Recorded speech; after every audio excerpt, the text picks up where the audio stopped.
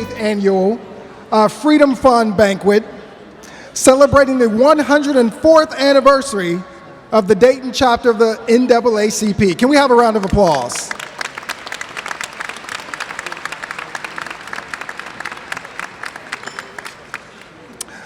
Greetings to you from WHIO TV 7. I'm Dante Jones, and I'll be your master of ceremony this evening. I feel like I'm on the stage of the United Nations here with all of you all. So I'm going to mention and introduce our distinguished dais, and if you could each stand briefly to be acknowledged when I call your name, and if we could hold all the applause until the end, that would be appreciated. We'll start with my bottom right here with Mr. Joseph Wilson, Mrs. Yvonne Wilson, President of the Alpha Kappa Alpha Sorority Beta Eta Omega Chapter, Mr. William Browner, Mrs. Kim Browner, President of Delta Sigma Theta Sorority Dayton Alumni Chapter, Mrs. Carolyn Mack, President of the Dayton Chapter of the Lynx Incorporated, Chief Richard A. Hackey, Trotwood Fire Department, Deputy Chief Mark Eaton, Trotwood Police Department, Officer Jeremy M. Campbell, Dayton Police Department, Officer Vincent J. Carter, Dayton Police Department, Officer Ryan D. Nabel, Dayton Police Department, Sergeant William C. Knight, Dayton Police Department, Assistant Chief of Police Eric A. Henderson, Dayton Police Department, Chief Deputy Darrell Wilson, Montgomery County Sheriff's Department, and Sheriff Rob Streck, Montgomery County Sheriff's Department. Mr. Willie A. Terrell Jr., Third Vice President of Dayton Unit NAACP, Ms. Claire May Thompson, Secretary of Dayton Unit NAACP, Ms. Loretta Williams, Assistant Secretary of Dayton Unit of the NAACP, Mr. Cedric McGee, Treasurer of the Dayton Unit NAACP, Mr. Harvey C. Bolden, Assistant Treasurer of the Dayton Unit of the NAACP, Mrs. Ina Green, Chair, Membership and Life Membership Committee of the Dayton Unit of the NAACP, Ms. LaDonna R. Hayes, President of the Little John Jr. NAACP Youth Council, Mrs. Pamela M. D. Sloan, Advisor, the Little John Jr. NAACP Youth Council, Ms. Tanaya A. Bailey, President of the Dayton NAACP Youth Council, Ms. Carolyn Y. Perkins, Advisor, the Dayton NAACP Youth Council, Ms. Andia Thomas, President of Move Forward Thurgood Marshall NAACP High School Chapter, Mr. Nathan Shields, Advisor, Move Forward Thurgood Marshall NAACP High School Chapter, Ms. Cheyenne Rice, President of Wright State University NAACP College Chapter, Mrs. Tyler O'Neill White, Advisor of Wright State University NAACP College Chapter, Chief Mark Lynch, Harrison Township Fire Department, the Honorable Ron Casey, President of Harrison Township Board of Trustees, Ms. Stephanie L. Kellum, Deputy City Manager, City of Trotwood, the Honorable Mary McDonald, Mayor, City of Trotwood, the Honorable Nan Whaley, Mayor, City of Dayton, Attorney Dennis Lieberman, Member of the Clayton City Council, the Honorable Debbie Lieberman, President of the Montgomery County Commission, the Honorable Fred Strayhorn, Representative of the Ohio House of Representatives, the Honorable Peggy Lehner, Senator of the Ohio Senate, the Honorable Mike Turner, Congressman, United States House of Representatives, Mr. James Hammond, husband of President's Award recipient, Dr. Cynthia Jackson Hammond, the President of Central State University, President Award recipient,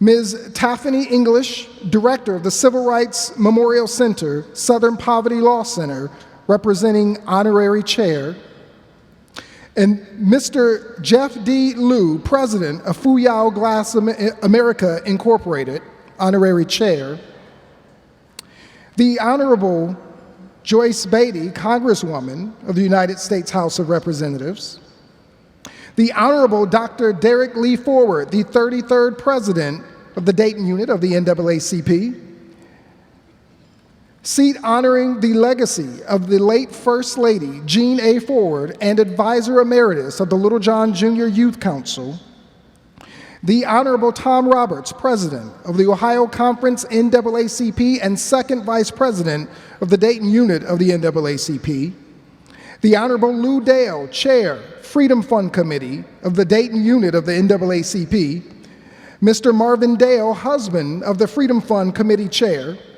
the Honorable Denise Williams, President of the Springfield unit of the NAACP, Mr. James Bridges, guest of President Williams, Mr. David K. Greer, Senior Chairman, Northwest Priority Board, Reverend Crystal D. Walker, Associate Pastor, Summit Christian Church, Reverend Shelby Walker, Pastor of Summit Christian Church, Mrs. Dorothy Baker, Diamond Life Member, and last but certainly not the least, Mr. Jesse O. Gooding, 23rd President and President Emeritus of the Dayton unit of the NAACP.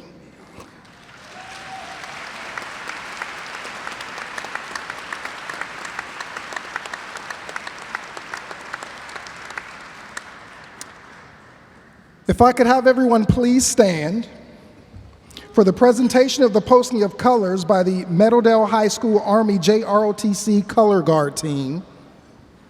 We will have the national anthem by Mrs. Jennifer Matthews Coulter, our psalmist, and then a video of the Negro National Anthem, Lift Every Voice and Sing, by the Grace Baptist Church Cathedral Choir, the Balm in Gilead Incorporated. And then our invocation by Reverend Dr. Crystal D. Walker, Associate Pastor of Summit Christian Church.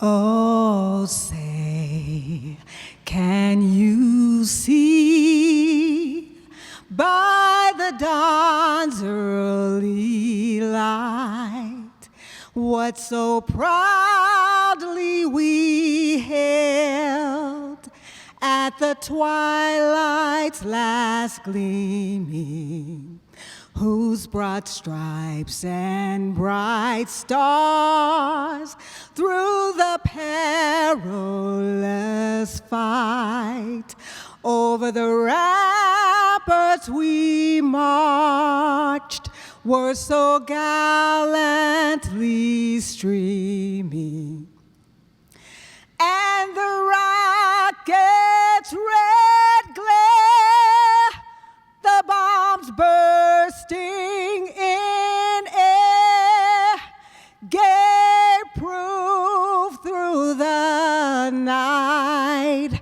that our flag was still there. Oh, say, does that star-spangled banner yet wave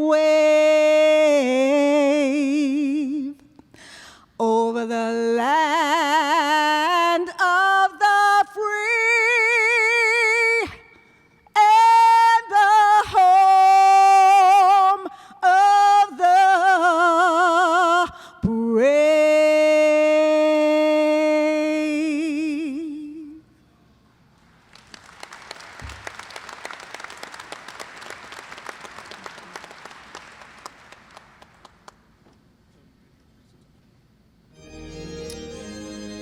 video presentation now of the United Negro National Anthem.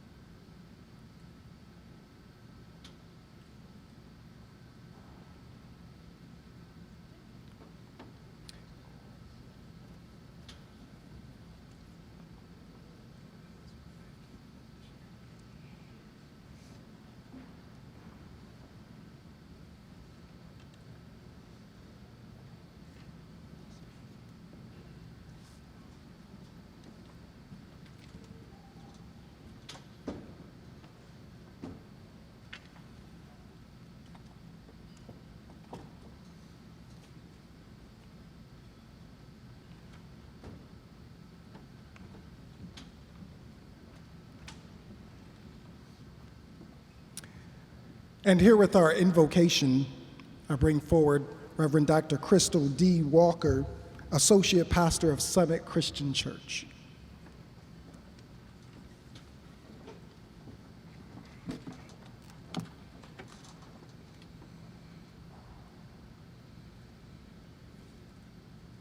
Let us pray. Dear God, we come before you today asking that the God that resides within us be present with us as we continue with this banquet, with this great work of the NAACP. You ask, Lord, what are we supposed to do? And you tell us that we are to act justly, to love mercy, and to walk humbly with our God. And we thank you today for the many, many years that the Dayton unit NAACP has done just that. We ask, Lord, that you will bless the speaker and all of the attendees. It is in the name of the one that we call God. Amen.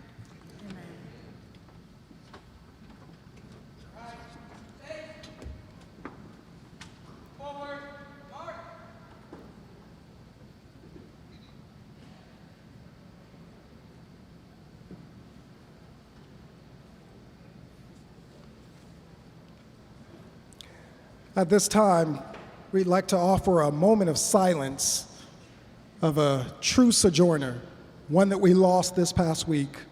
You all know who I'm talking about, Congressman Elijah Cummings. Moment of silence, please.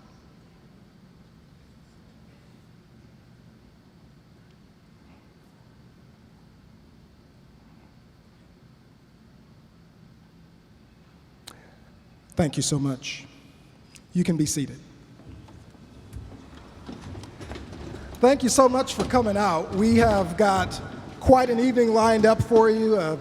Many speakers, some to uplift you and encourage you and just give us some hope and tell stories of hope and triumph. And that's what the NAACP is all about. That's what we as a people are all about, of hope and overcoming through our God and through our Lord and our Savior, Jesus Christ. And we just want to thank you so much for coming out, and we hope you all enjoyed the dinner. We've got some great food lined up for you. Sit back, relax, and enjoy. A couple of things I just want to bring to your attention is remember to take part in the 2020 census. Remember, the census happens every 10 years, and some of you may think to yourself, well, what does that matter to me? What does it mean to me? Well, it matters a great deal.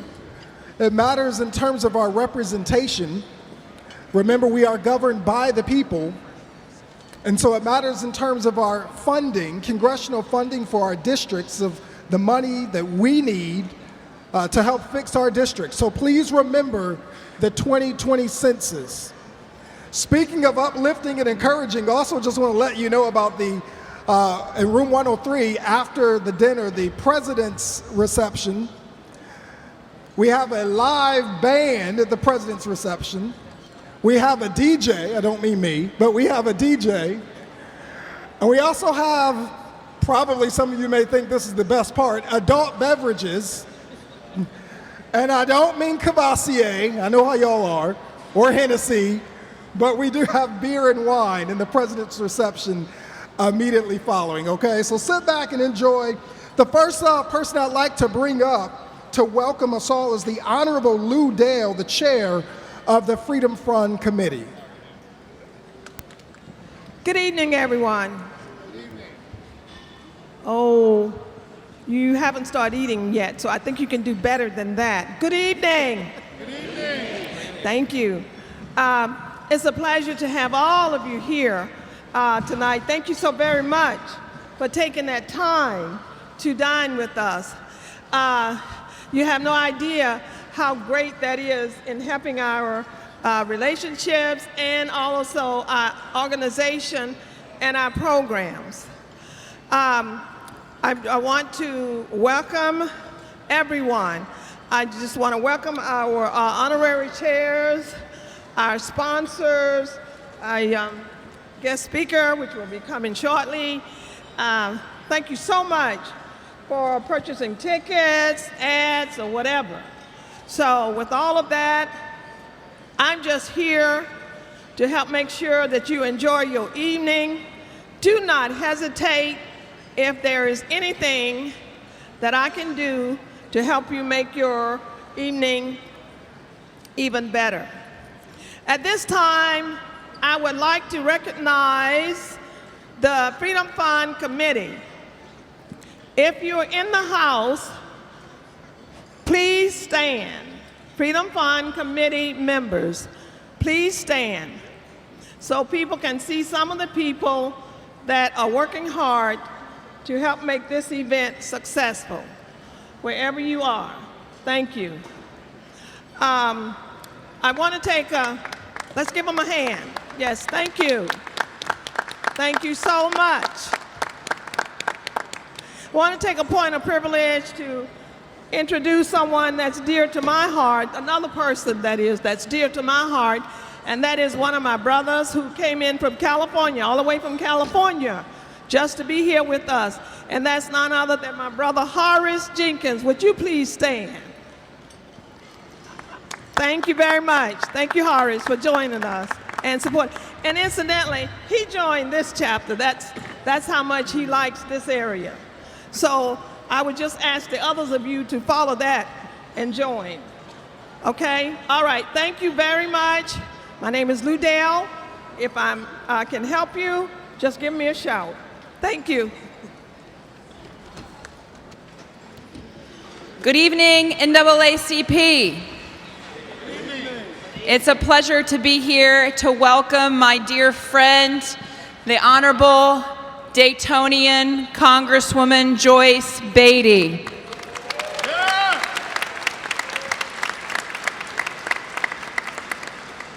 Joyce has not only been good to the city of Dayton during her time as Congress, but even before, but she is a dear friend of the entire Dayton City Commission, always checking in on us, always championing our city.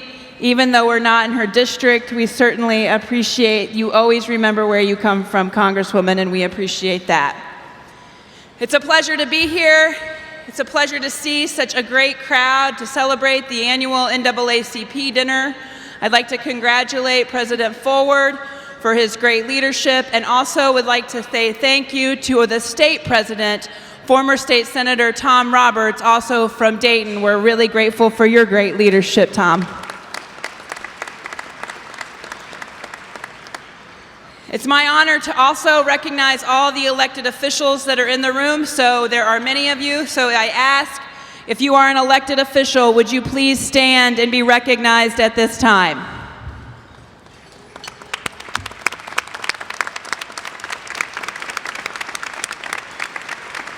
Elected officials stand. You know, there's some there. Mary, you did it, but the rest of them, good job. Good job. It's been quite a year for the city of Dayton, but I've never been more proud and more grateful to be the leader and the mayor of the city as I have this summer.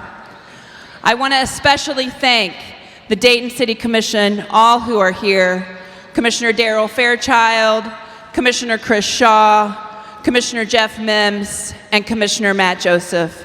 They've shown extraordinary leadership during this summer. I am so lucky to get to serve with them. Will you please join me in thanking them for their tremendous leadership?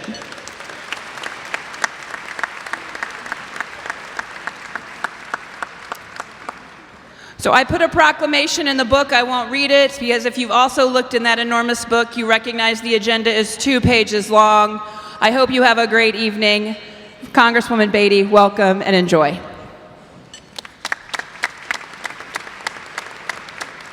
Thank you, Mayor. And there are a lot of folks who'd like to greet you this evening, and we've got quite a number of them. I want to bring up the first person who just would like to take a couple of minutes to greet you, and that is the Honorable Debbie Lieberman, President of the Montgomery County Commission.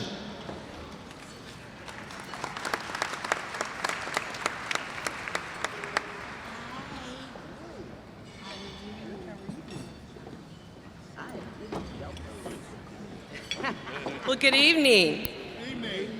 And it's really hard for this end to hear anything, and that's why none of us stood up when they said elected officials. So, but we're all here. And to everyone else that's here, especially you, Congressman Beatty, welcome home. We're so glad to have you back home. You know, the Congresswoman She started with Montgomery County many years ago. Okay, not that many years ago. And, you know, we've often been very proud to say, well, you know, she worked for the county at one time and did a great job with our human services. So welcome home again. So our proclamation also is in that lovely book. And on behalf of, I know they're out there, Carolyn Rice, County Commissioner, stand up, Carolyn, and Judy Dodge, County Commissioner, and Michael Colbert, our County Administrator. We just want to say how happy we are year after year to be a part of this event.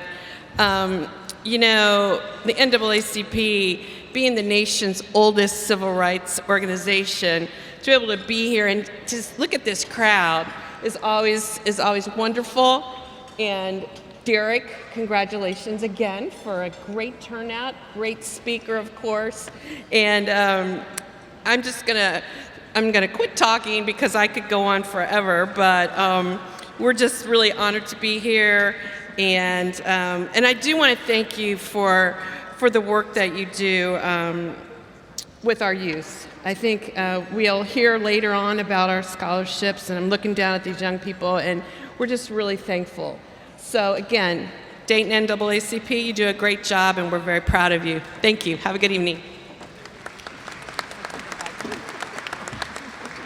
Thank you so much, Madam President. And also, we want to bring up the Honorable Fred Strayhorn of the 39th House District of the Ohio House of Representatives.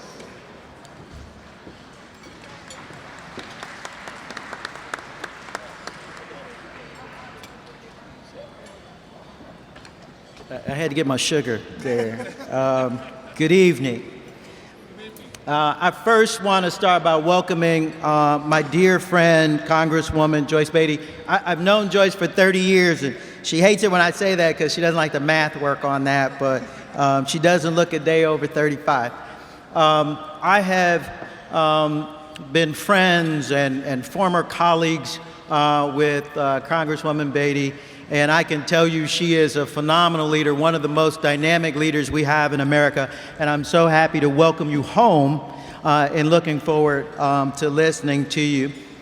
There is a famous quote that says, "All great civilizations collapse from within.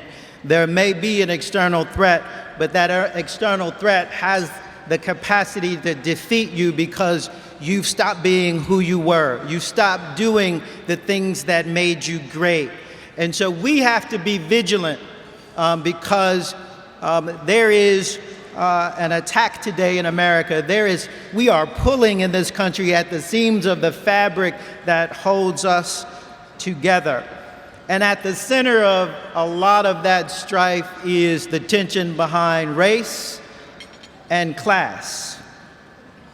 Our country is strong because we are different. It is strong because of our differences, but our democracy is under strain because we have not yet fully learned how to deal with those differences. That is why I love this organization, and I am so proud of the work that it does, and our local president, Derek Ford, and our state president, Tom Roberts, have committed to doing, because this organization knows that for democracy to be strong, we have to fight for everyone's franchise in America. So again, I am so proud of the work that the NAACP does. I am proud of your commitment to being the biggest, the baddest, the oldest, and the boldest civil rights organization in America. And I want to congratulate you on your 68th Freedom Fund banquet. And I hope everyone enjoys this evening. God bless you. And I'm so looking forward to hearing you, Joyce. And it's so good to see you. Thank you, everyone. Feel like I just went to school back in sociology class. I love it, love it. All right, next we're going to bring up the Honorable Peggy Lehner, who is the 5th Senate District of the Ohio Senate. Thank you so much.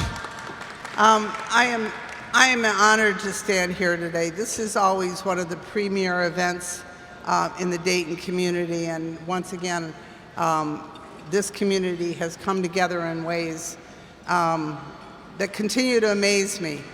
After this summer, when we've been through so much, tornadoes, KKK, shootings, I have come to the conclusion that sometimes God puts these things in our path to test us, and I think we have passed that test.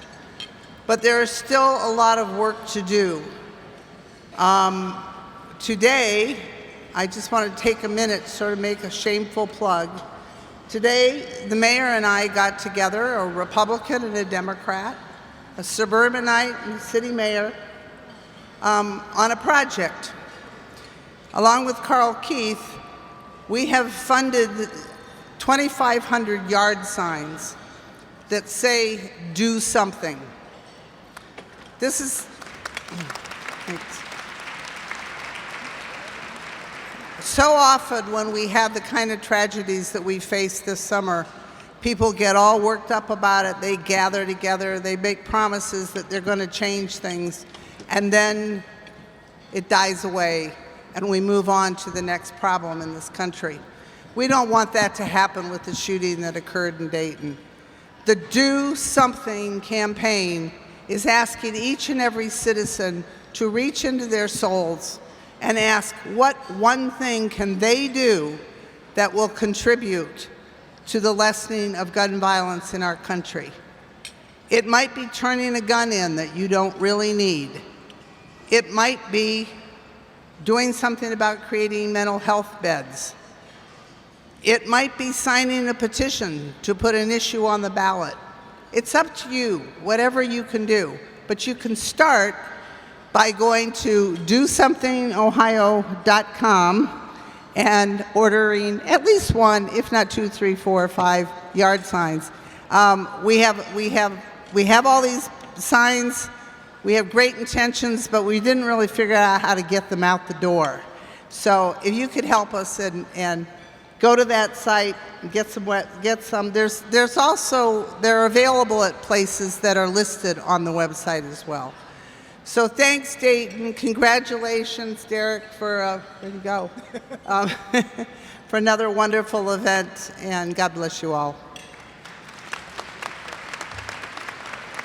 Thank you, Senator. Don't just talk about it, be about it, is what she said.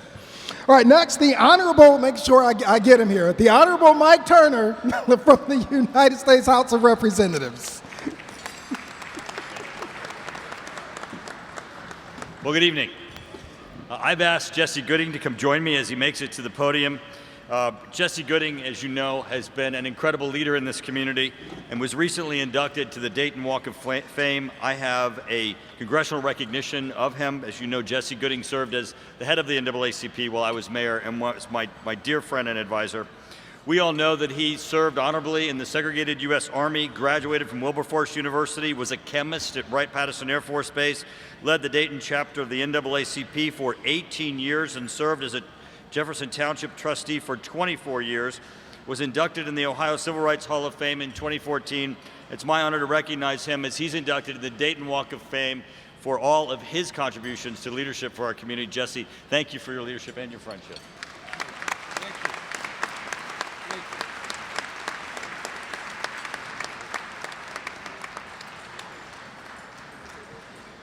And next, I'm so pleased that we have my good friend Joyce Beatty with us here tonight, who's going to be speaking. Joyce is exemplifies working on a bipartisan basis. She and I last year worked to correct a wrong that had been happening to Central State. Central State as a land-grant university. I was going to recognize Cynthia Jackson-Hammond, the president. With her leadership, she came to us and said, we are a land-grant university. There is a wrong that is happening to Central State. We are not getting our fair share of federal funding. Joyce Beatty and I worked together to get this addressed, both on the House and then push the legislation through the Senate. As a result of this change, the amount of resources that will go to Central State and of our working together annually will be $7 million. I want to say that again. This is not, yes. This is not $7,000. This is not $700,000. This is $7 million. This is not once. This is every year. And I want to thank Joyce for her work. I could not have accomplished this without that partnership and with her working on a bipartisan basis. She is a very good friend and a very hard worker in the U.S. House of Representatives. And next, I want to bring to our attention that this is the first time we've come together as a community since the passing of Jean Ann Forward. Derek, you have had both the sorrow of our whole community, but Derek, we love you dearly. And I wanted to present to you, I had entered into the congressional record for the United States House of Representatives, the life story that you had in the program of her ceremony. And so it resides there telling the story of her life, and we just want to honor you today and appreciate you. Derek.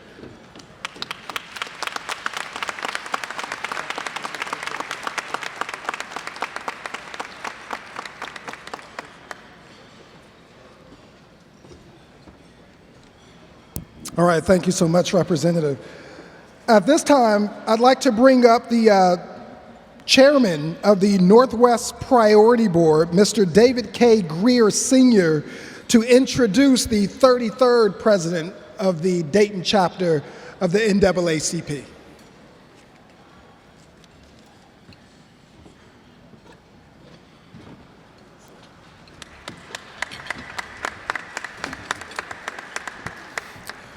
Good evening. As chairman of the Northwest Priority Board, we had the opportunity to interface with the presidents of the neighborhood associations and other community-oriented entities out in the community. Dr. Derek Forward happens to be a president not only of the Dayton unit of the NAACP, but he also happens to be president of his neighborhood association. He's a very busy man, and when I first met Dr. Forward, I was younger than I am today, and I used to watch this young man act like he knew what he was doing as far as being a president. So over the years, I watched him grow, and then I also found out that he was the president of the NAACP. Well, in watching him grow, and after he talked me into becoming a lifetime member, I was graciously presented with a Community Service Award last year. But unfortunately, I had just had hip replacement surgery, so I was unable to attend. So my vice chair of the Northwest Priority Board, Ms. Brenda Moore, accepted it for me. Well, I didn't think that my friend, President Derek Forward, was going to be offended by me not being here. But I think I did, because he told me that what I was going to be doing this year, I was going to be introducing him. In introducing him, you know, he said, well, you may have about 3 minutes. You know, well, I can go on, but it's a lot to put an affair of this nature together. And I commend the NAACP for what they've done year after year after year. So without further ado, I would like to introduce to some, but to present to the majority, Dr. Derek Forward, President of the Dayton Unit NAACP. Thank you.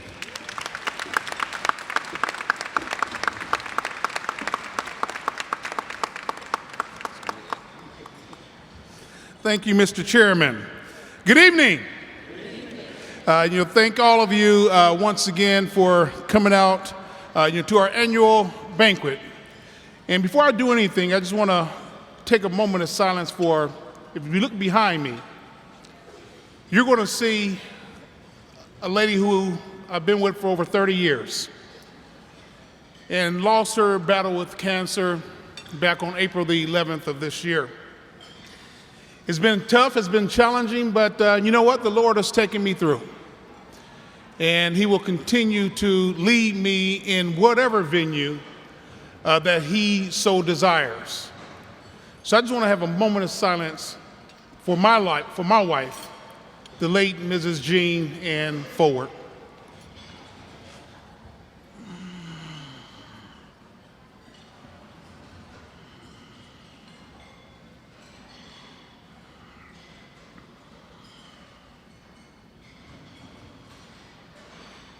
Thank you. Congressman Turner, I really appreciate the congressional record that you entered into the United States House of Representatives. I really appreciate that. And my wife was loyal to not only me, but to developing youth. And to have someone here locally, who represents us nationally, to do that for my family, I appreciate it.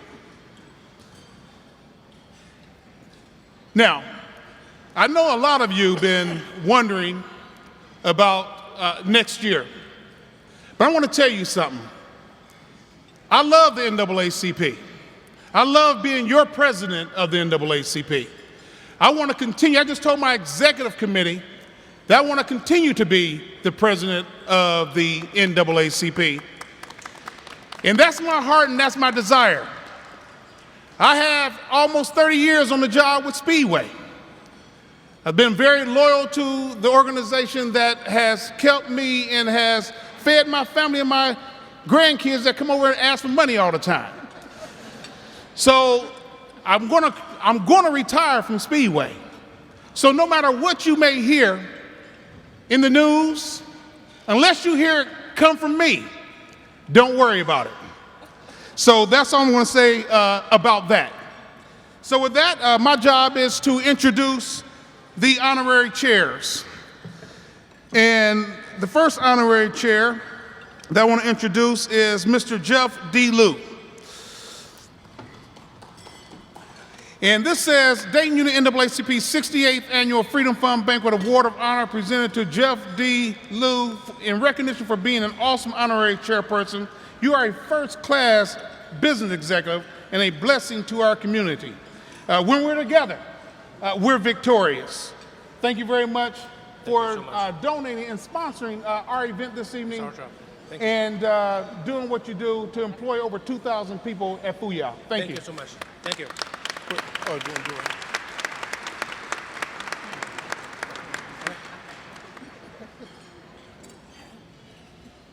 Thank you. No, I was waiting on him. Right. Straight down. Straight down.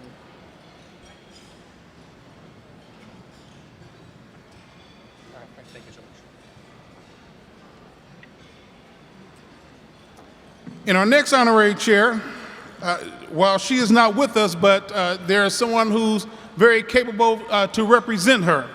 But our second honorary chair comes all the way from Alabama, and that is by ways of Karen B. Hayes Dunning. She's the president and CEO of the Southern Poverty Law Center. And Tiffany? She will actually be speaking on behalf of the president.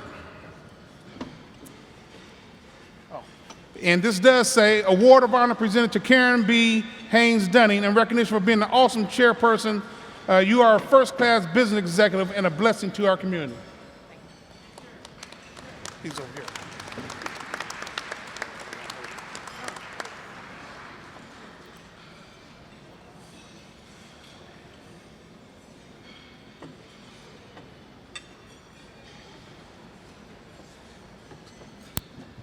And I'm going to make an announcement real quick, and then we're going to hear from Ms. Tiffany first, and then Jeff second. You should see 3 membership applications on the tables.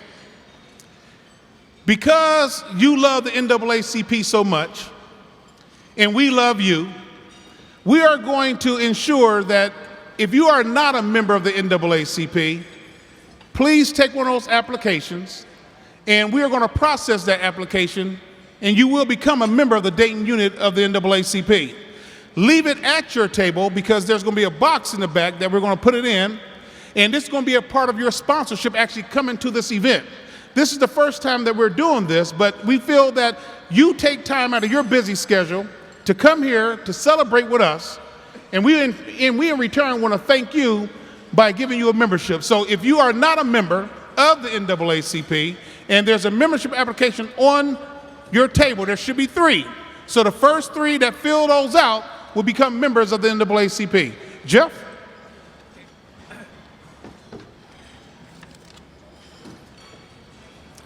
Good evening, everyone. Dear President, dear distinguished guests and friends, ladies and gentlemen, it's a great honor for me to serve as an honorary chair of the 68th Annual Freedom Fund Banquet of the Dayton unit of NAACP.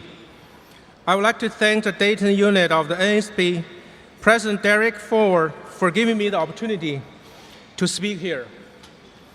On behalf of VL North America Group, I would like to thank the great Dayton community for the warm welcome you have extended to our employees over the past few years, especially to our Chinese staff who have traveled 1,000 miles across the Pacific Ocean to work and live here.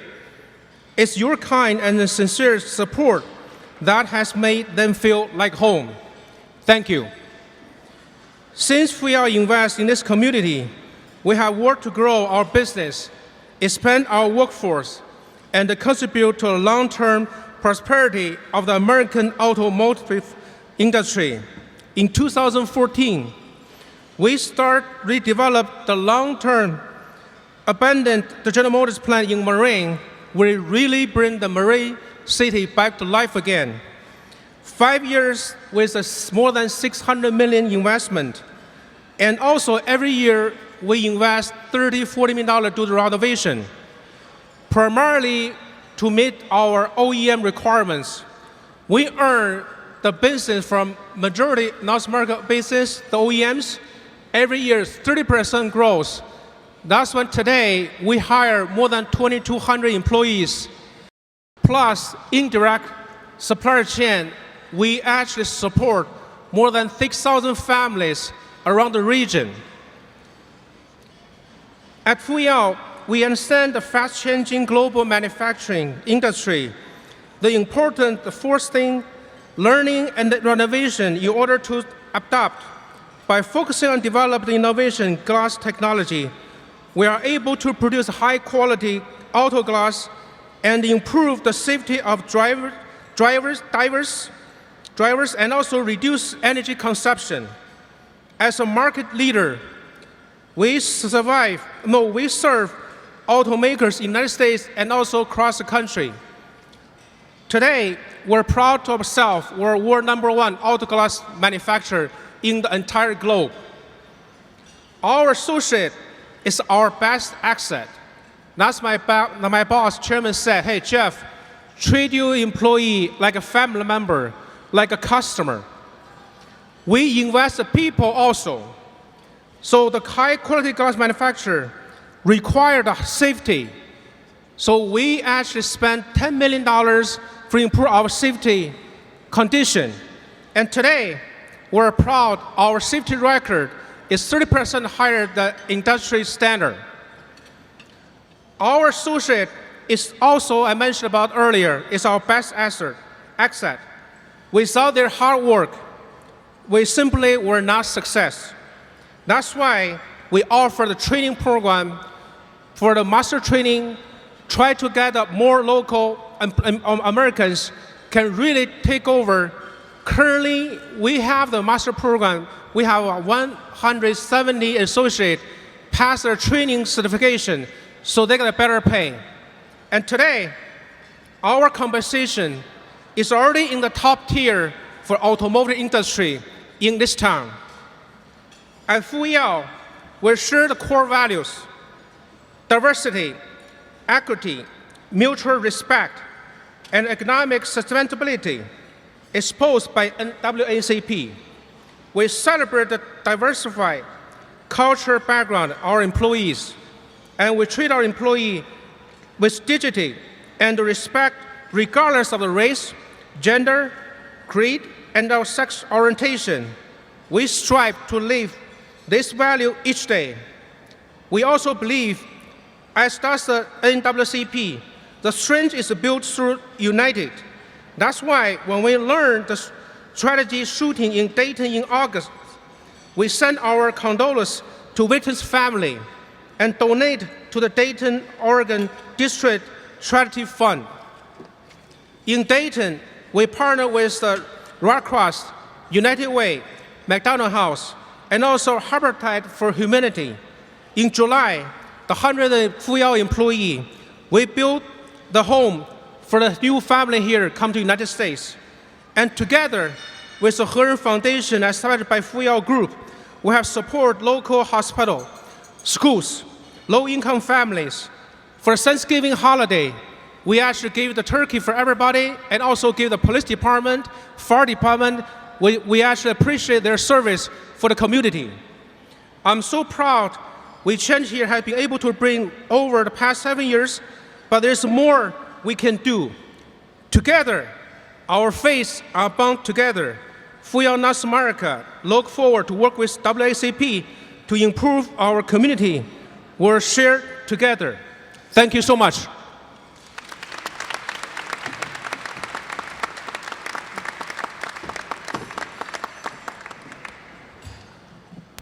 Good evening. Thank you, Dr. Forward, for this distinguished honor. As he stated before, I am Taffany English, Director of the Civil Rights Memorial Center, standing here on behalf of our interim CEO, Karen Baines Dunning. Southern Poverty Law Center has a long-standing relationship with the NAACP. Nearly 50 years ago, the late extraordinary Julian Bond helped to found the Southern Poverty Law Center. Initially started to litigate civil rights cases in the state of Alabama, where we knew that Alabama would have a hard time with the application of those laws. Since 1971, Southern Poverty Law Center has expanded. We're now in 5 different states, mainly in the Deep South, but our work continues to span and have a national impact. It is a new day at Southern Poverty Law Center, and we are blessed to have a new CEO, Karen Baines Dunning, who is committed to this work, dedicated to ensuring that this fight does not end until we see justice and equality for everyone. So thank you again. Have a good evening.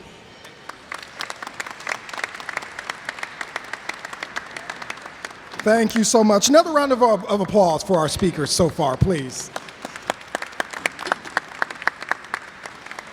Okay, next up for you, we are going to have the chair of the Membership and Life Membership Committee, Mrs. Ina M. Green, come and give the Life Membership presentations.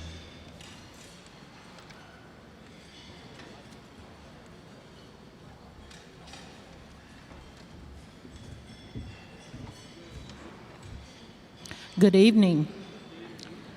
I'm here to present the 2019 Silver Life and corporate memberships.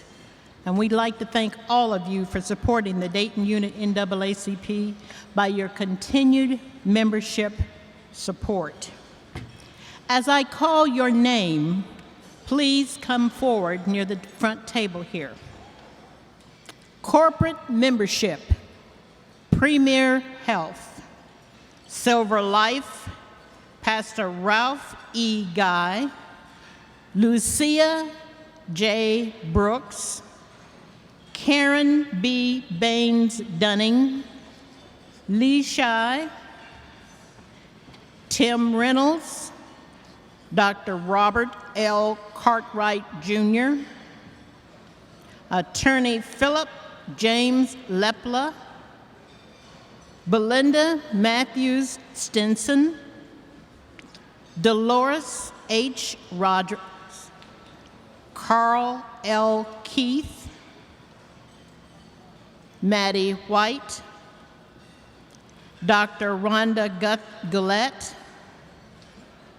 Hazel Webster Wilson, and Western Ohio Education Retirees. The next group is the Little John Youth Council.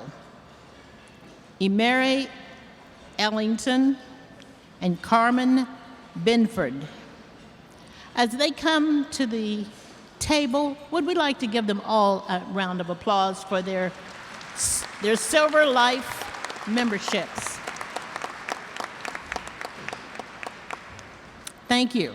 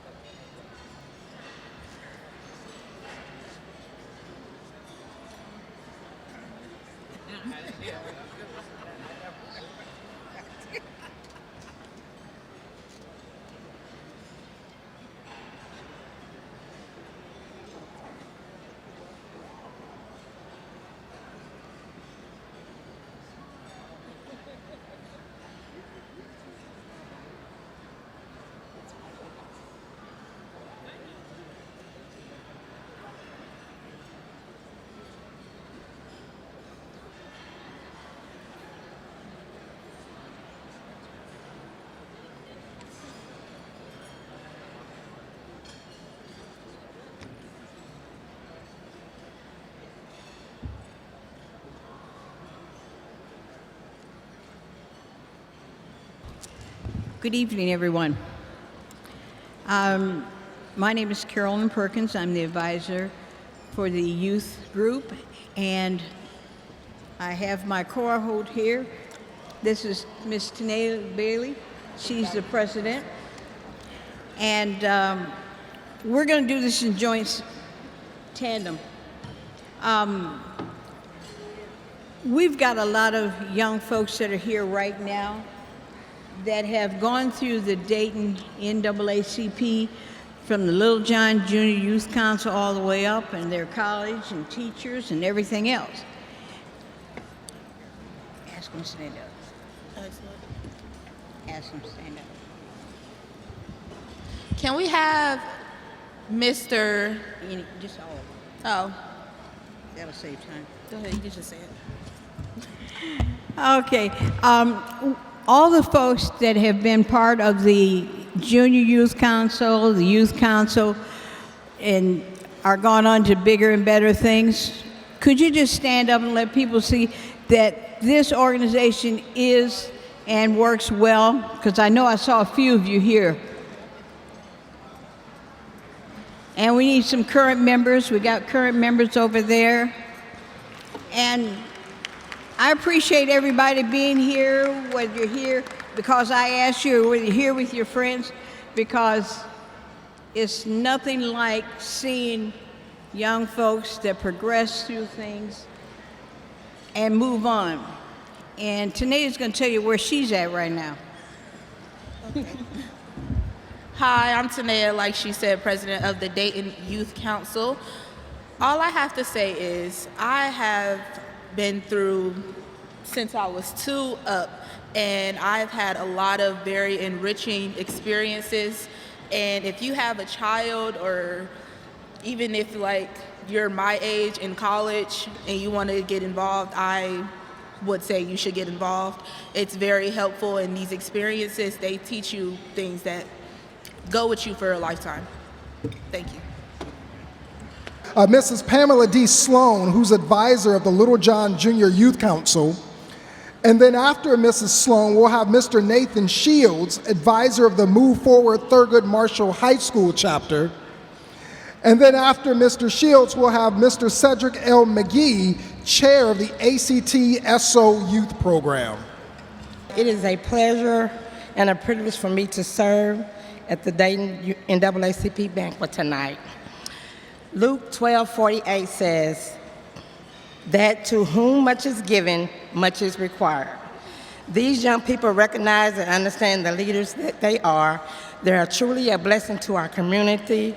They give us knowledge and energy as young people because they are our future. To know that they are trained and exposed to our unit provides service and as a foundation for leadership and development. Finally, to know that the torch that has been lit by our former First Lady, my dearest friend, Ms. Jean Forward, we wish and hope that we can continue for her to shine. This is our President, LaDonna Hayes.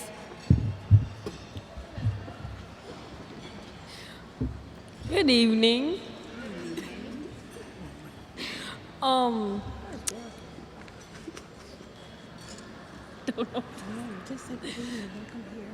Welcome here to. I am the president of the Little John Junior Youth Council.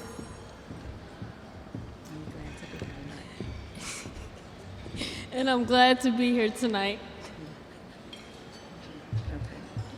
Also, we have an award that we would like to present on behalf of, in memory of Jean Ann Forward, First Lady. You can read it.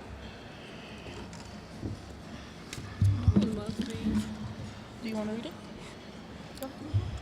Just read it. The Dayton Unit NAACP 68th Annual Freedom Fund Banquet Youth Empowerment Award presented posthumously to the Honorable Mrs. Jean Ann Ford in recognition of her distinguished service and commitment to the Little John Junior NAACP Youth Council.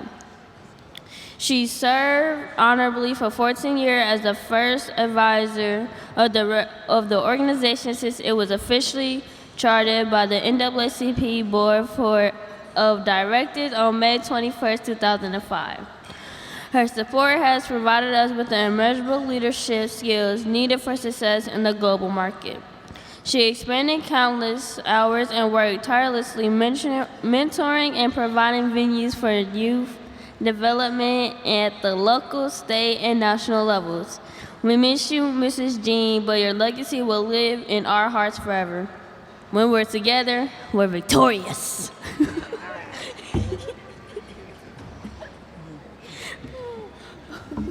I got to present it to you.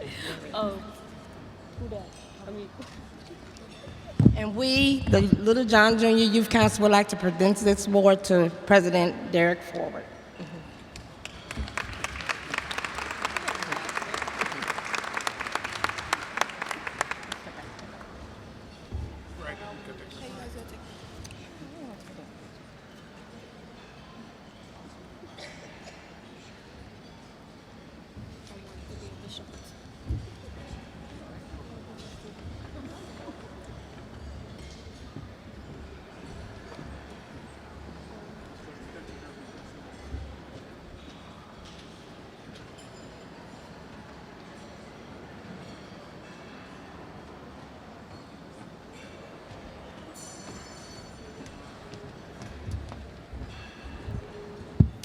Hello and good evening.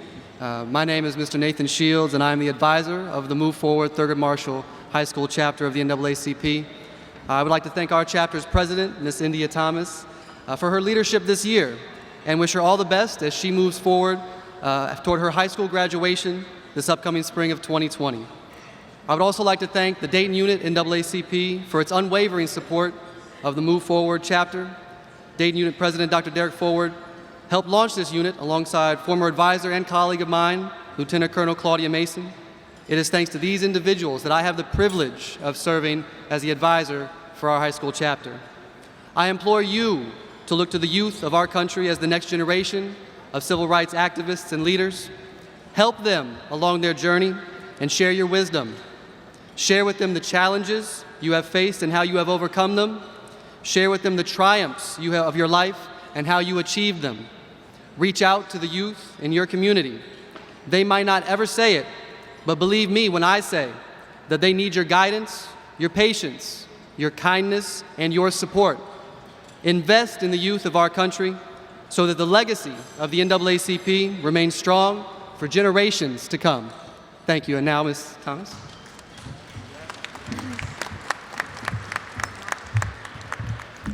Hello and good evening. Some of you are familiar with who I am, but for those who are not, my name is India Thomas, and I am the president of the Thurgood Marshall Move Forward High School chapter. I first would like to say that I am honored to hold the position that I hold, and I'm also very grateful to hold the position and have the opportunity to be a part of such a wonderful community. Now, I also want to thank those who sponsored, the staff and peers that are here tonight. So if our table number 43 could stand up, please. They're over there, if you guys, so.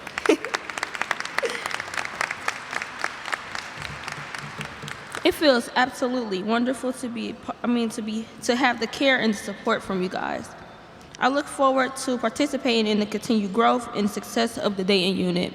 And I also want to give a special thanks to Colonel Mason for her inspiration and just being someone there for me when I needed it the most. So thank you very much, Colonel Mason, and thank you.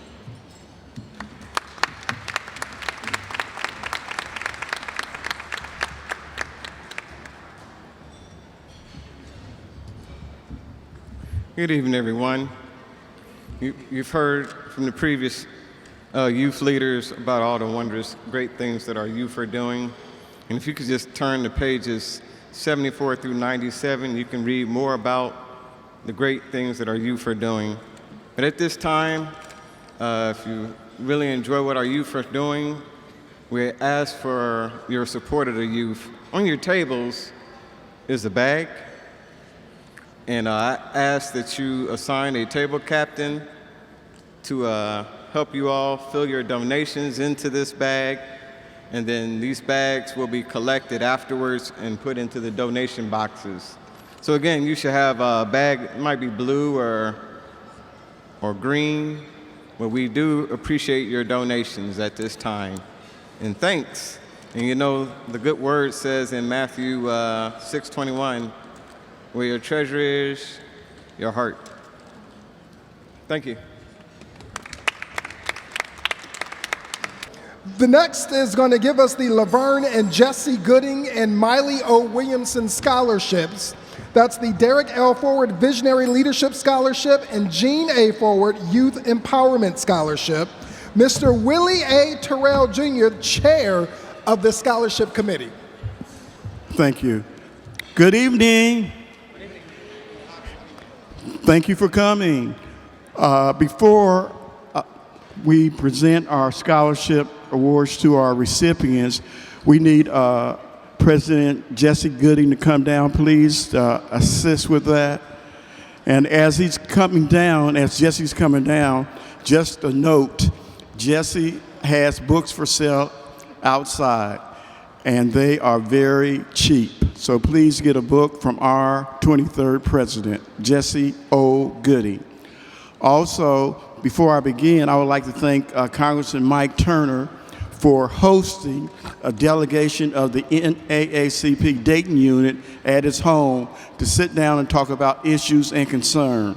He was very receptive, and we just like to thank you, especially for your ear and the great food you served us.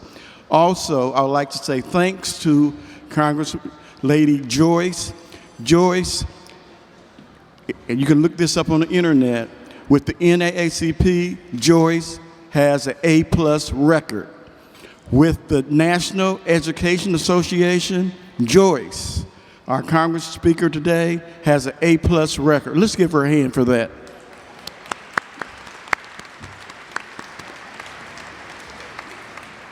Also, if you turn to page 92, we got a thank you letter in there, and we want to thank, if you turn to page 92, we have a thank you letter in here, and we'd like to thank all of those who supported this souvenir book, and we also have a statement saying, support those who support us, so please support our supporters. And then finally, we're going to come to our scholarship recipients, and if one of them was supposed to leave early because she had senior day, senior night. Her name is Caitlin Woodruff. Did Caitlin leave yet? Okay. Caitlin was the recipient of the Laverne Gooding Scholarship.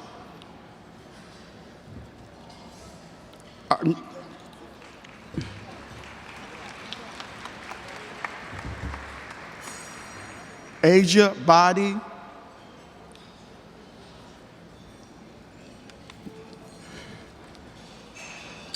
Those are her parents, Caitlin's parents.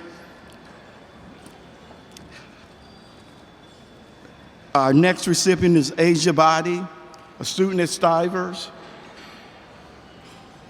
She's getting the Speedway Scholarship. Thank you, grandmother, for coming. The next person is Harry Fisher, a student at Belmont, a super basketball player. He's getting the Jesse O. Gooding Scholarship. Come on over, Harry.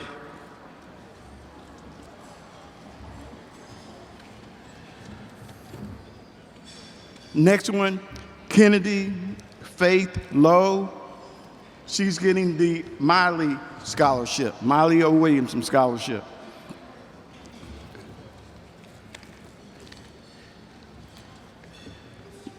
Our next scholarship recipient is Chaz Alexander Amos and Joyce Jeff Mims.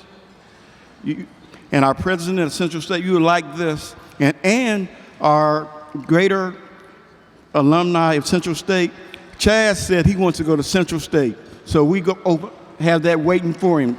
Chaz wants to go to Central.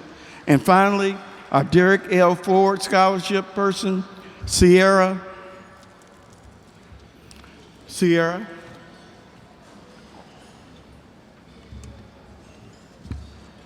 Marie Thomason. She gets the Derek L. Ford Scholarship. And just a comment about the scholarship that's going to Chaz. Chaz is getting the award for Derek's wife. This is the first time we're going to give this scholarship out. We're going to give it out continuously. It's recognizing Jean for the stuff that she has done. For an example, Chaz has done a lot of things that we haven't done. Chaz had an opportunity to shake hands with the President Obama. He was invited there through a program that Jeff Mims mentored. So thank you, Jeff. And let's give all our scholarship recipients a hand.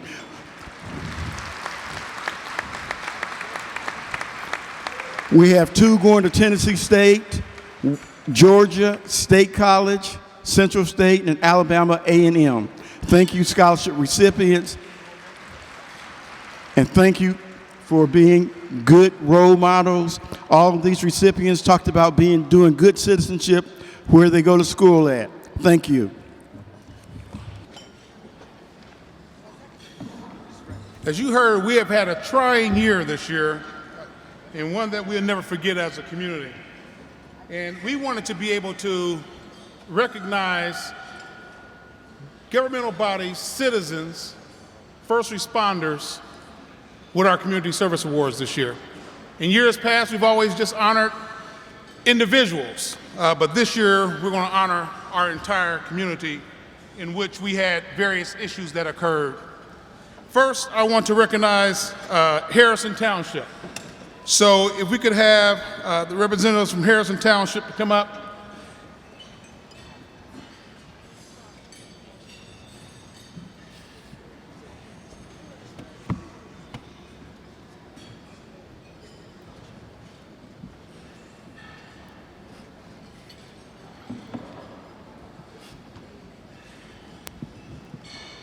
So this award reads, step on up. This award reads Community Service Award, presented to Harrison Township in honor of City Council, first responders, and citizens working collaboratively together to protect and restore the vibrancy of your community during the Memorial Day tornadoes. We commend you for being a heroic, courageous, and caring community. You are Harrison Strong. All of your citizens, everybody banded together to ensure that everyone was protected, to ensure that everyone has an opportunity to get back up on their feet. And I think that the entire community of Harrison Township, this is a community award for the whole Harrison Township area. Thank you.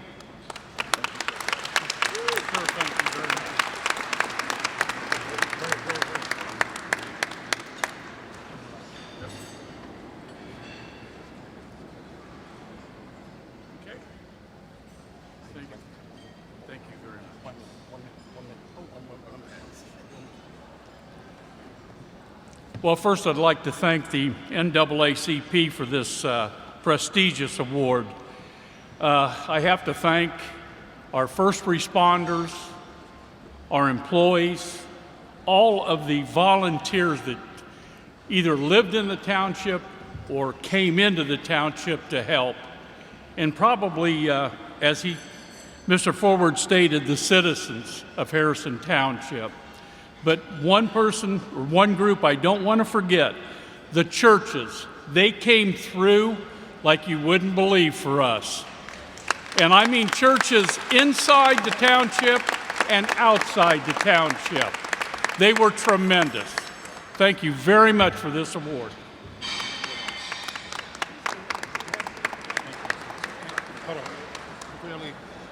And one other, Harrison Township, hold on for 1 second, Brother Casey. Even though Harrison Township has their own fire chief and their own police, because they're a township, they also work with the Montgomery County Sheriff's Department.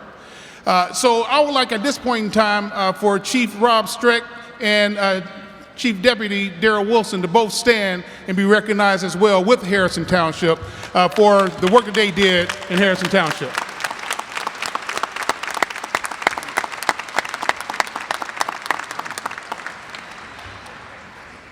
And being retired from the sheriff's office, I should not have missed my favorite sheriff's office here. I'm sorry about that, Sheriff. Okay, next we have the City of Trotwood. Mayor McDonald. And also the representing the city manager, Quincy Pope. Come on down. And this award is likewise as Harrison Township. And it simply reads, the Dayton Unit NAACP Community Service Award presented to the City of Trotwood in honor of City Council, first responders, and citizens working collaboratively together to protect and restore the vibrancy of your community during the Memorial Day tornadoes. We commend you for being a heroic, courageous, and caring community. You are Trotwood strong.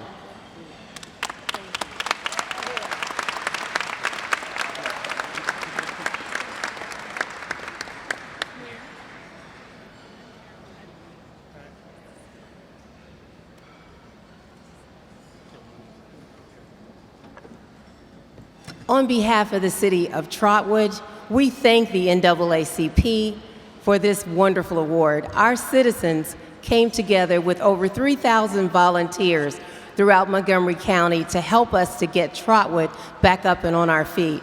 We absolutely thank each and every one of them, and we thank each one of you. I'd like to ask my staff and my city council, all that are in the audience, to please stand.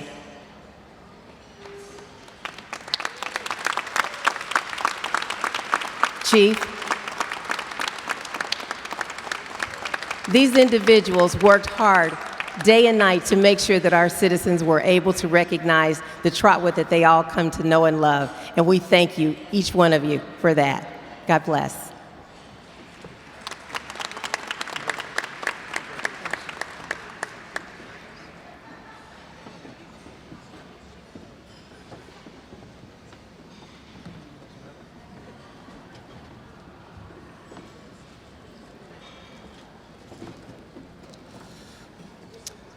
And the last award, I want to call up Mayor Nan Whaley.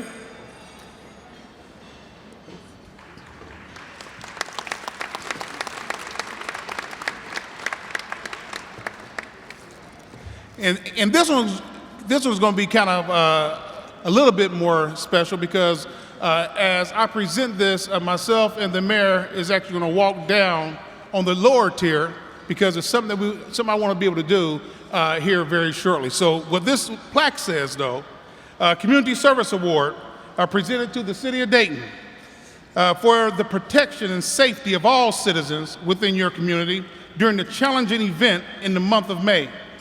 Your professionalism and planning were exceptional.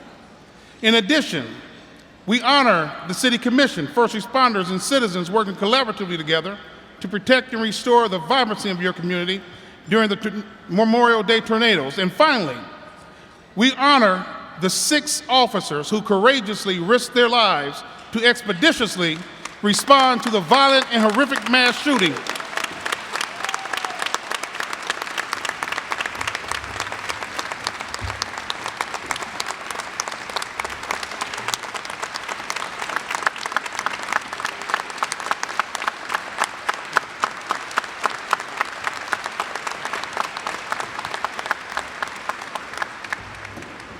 that actually took place in the historic Oregon District. We commend you for being a heroic, courageous, and caring community. You are Dayton strong. Thank you.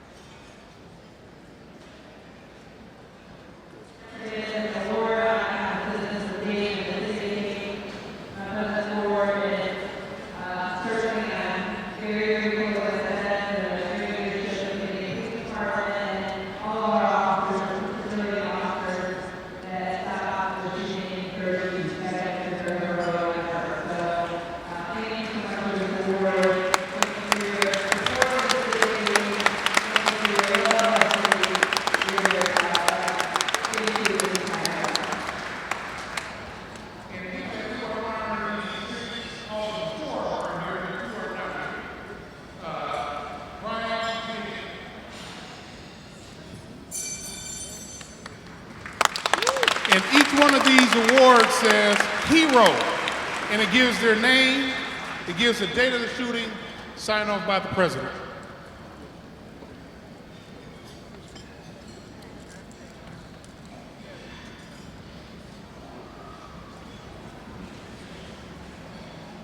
William Knight.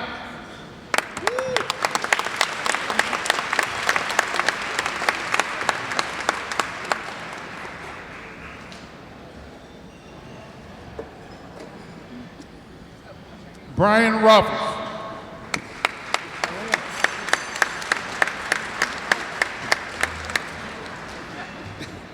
Jeremy Campbell.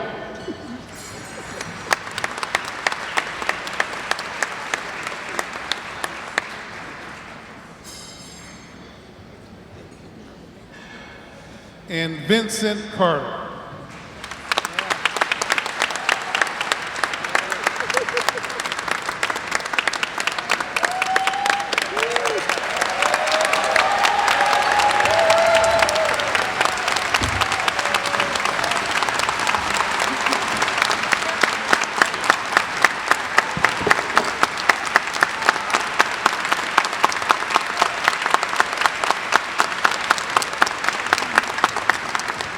Thank you.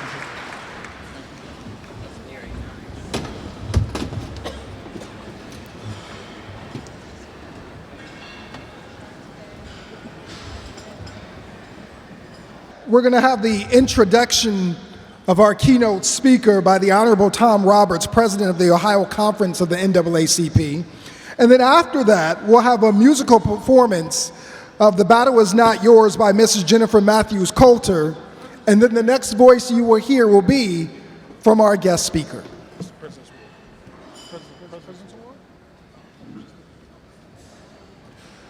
I'm sorry, next we're going to have the President's Award.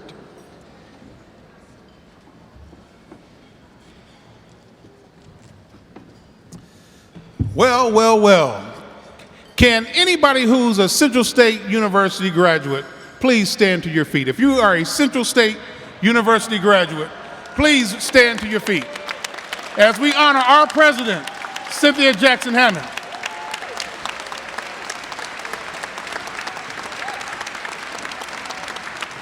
And remain standing until I read what's on this plaque for our president.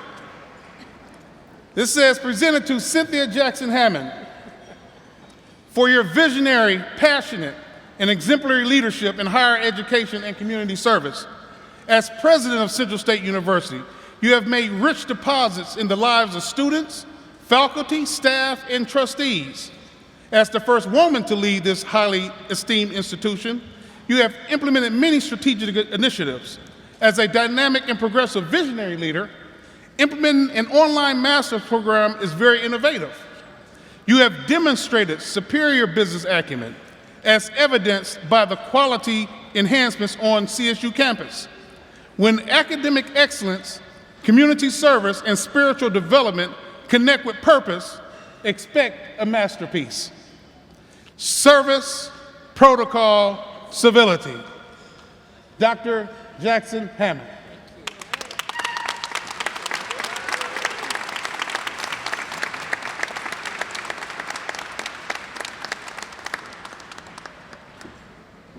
Thank you so very much, Dr. Forward, and the Dayton unit of the NAACP. I accept this award on behalf of the magnificent Centralian State University students and the awesome Centralians. Central State University is the place where leaders are developed and they graduate. And as evidence, I'm going to ask the leaders from Central State University, the Centralians, to please stand again, and that does include Dr. Ford. Please stand. The Centralians, would you please stand?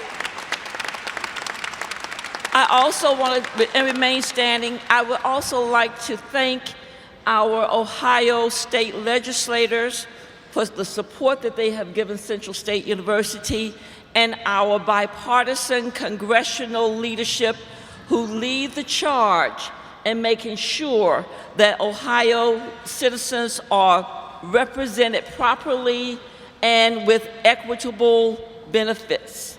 Thank you so very, very much.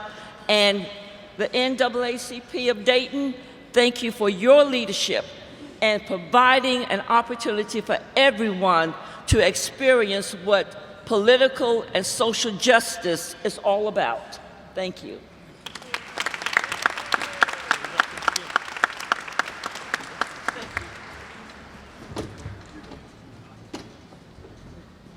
Okay, next we will hear the introduction of our keynote speaker from the Honorable Tom Roberts, President of the Ohio Conference of the NAACP. Then a musical selection, The Battle Is Not Yours, from Mrs. Jennifer Matthews-Coulters, and then the keynote address.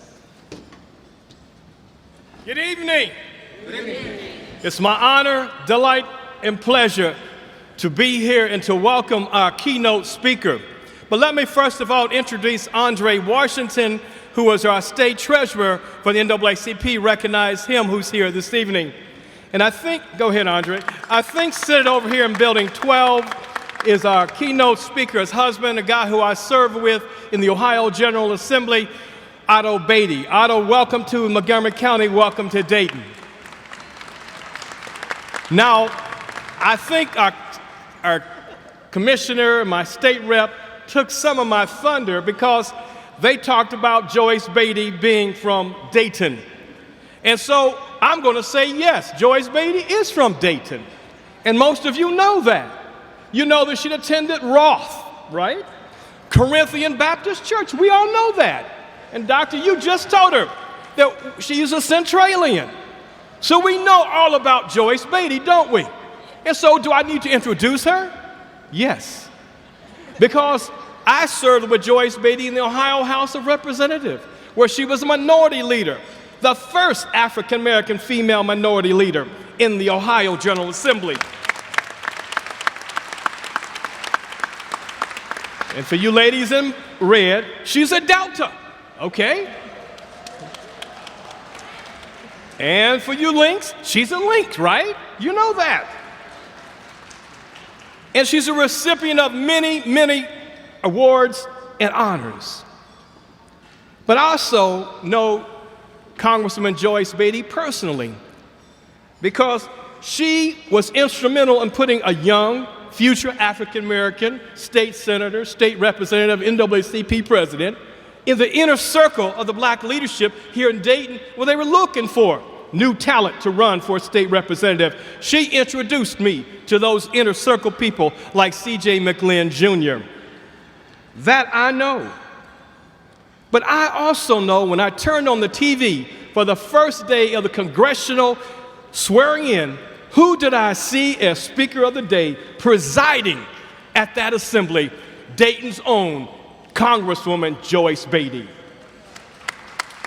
Now, you say, Tom, I watched C-SPAN. I was flipping the channels the other day, and I saw Congresswoman Joyce Beatty presiding over one of her committees and advocating for the dream that every American wants, housing. And she said to the person speaking, why don't you want every American to have housing? She is still advocating a voice for Daytonians, Ohioans in the U.S. Congress. She is, in fact, the vice chairperson of the powerful Congressional Black Caucus. Ladies and gentlemen, before Congresswoman Joyce Beatty speaks, you're going to hear from another friend and neighbor of mine, Jennifer. And if she doesn't get you off your feet, I'm sure Congresswoman Joyce Beatty will. So let me recognize Jennifer and I grew up in the same neighborhood. Our mothers live 4 doors apart. But she's going to give us a rendition, as she always does, and then we will hear from our speaker this evening, Congresswoman from the 3rd Congressional District, Congresswoman Joyce Beatty. Thank you.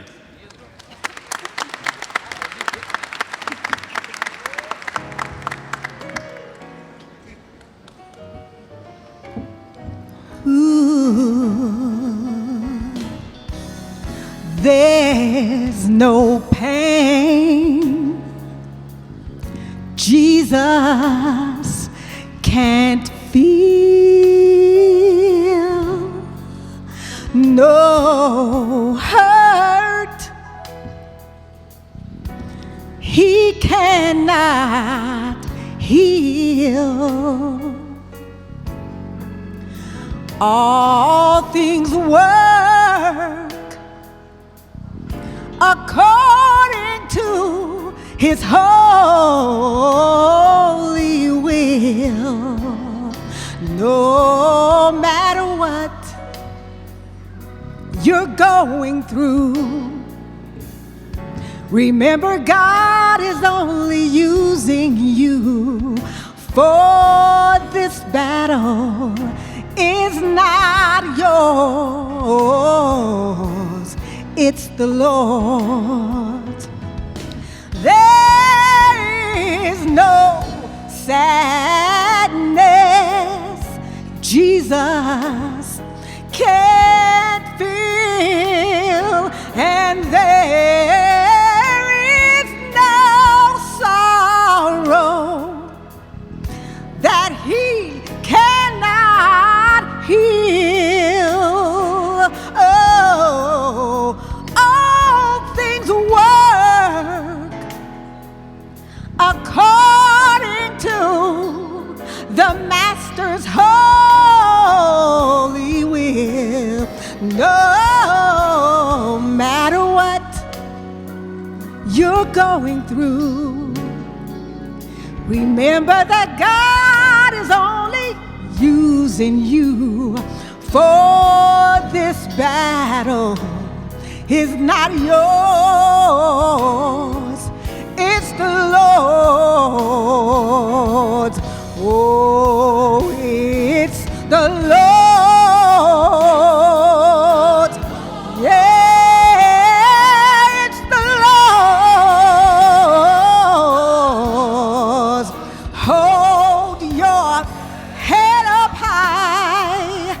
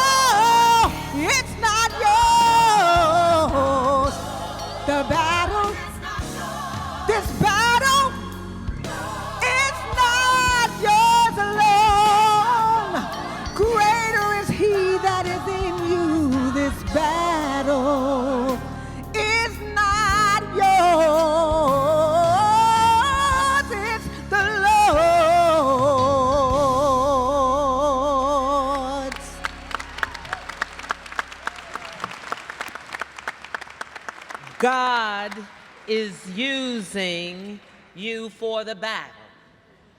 It is not yours. God is using you for the battle. It is not yours. First, let me say to my friend, my colleague, the Honorable Senator Tom Roberts, thank you for such a gracious introduction. And yes, I want our home folks to know that we grew up together in Dayton. We served in the General Assembly together. I remember him when he was a young bailiff. I remember the great C.J. McLean would convene us, and he said, there's some new talent, some young talent, and that was you, Tom Roberts. And he is looking down saying, job well done, my friend. Thank you. And to my colleague, Congressman Michael Turner, who spoke earlier, yes, I remember that day on the House floor. I remembered how we had to work that floor because, you see, then I was in the minority. And I didn't want the congressman to come back and say my side of the aisle didn't get it right for Central State being a land grant. But now, Congressman, I'm in the majority.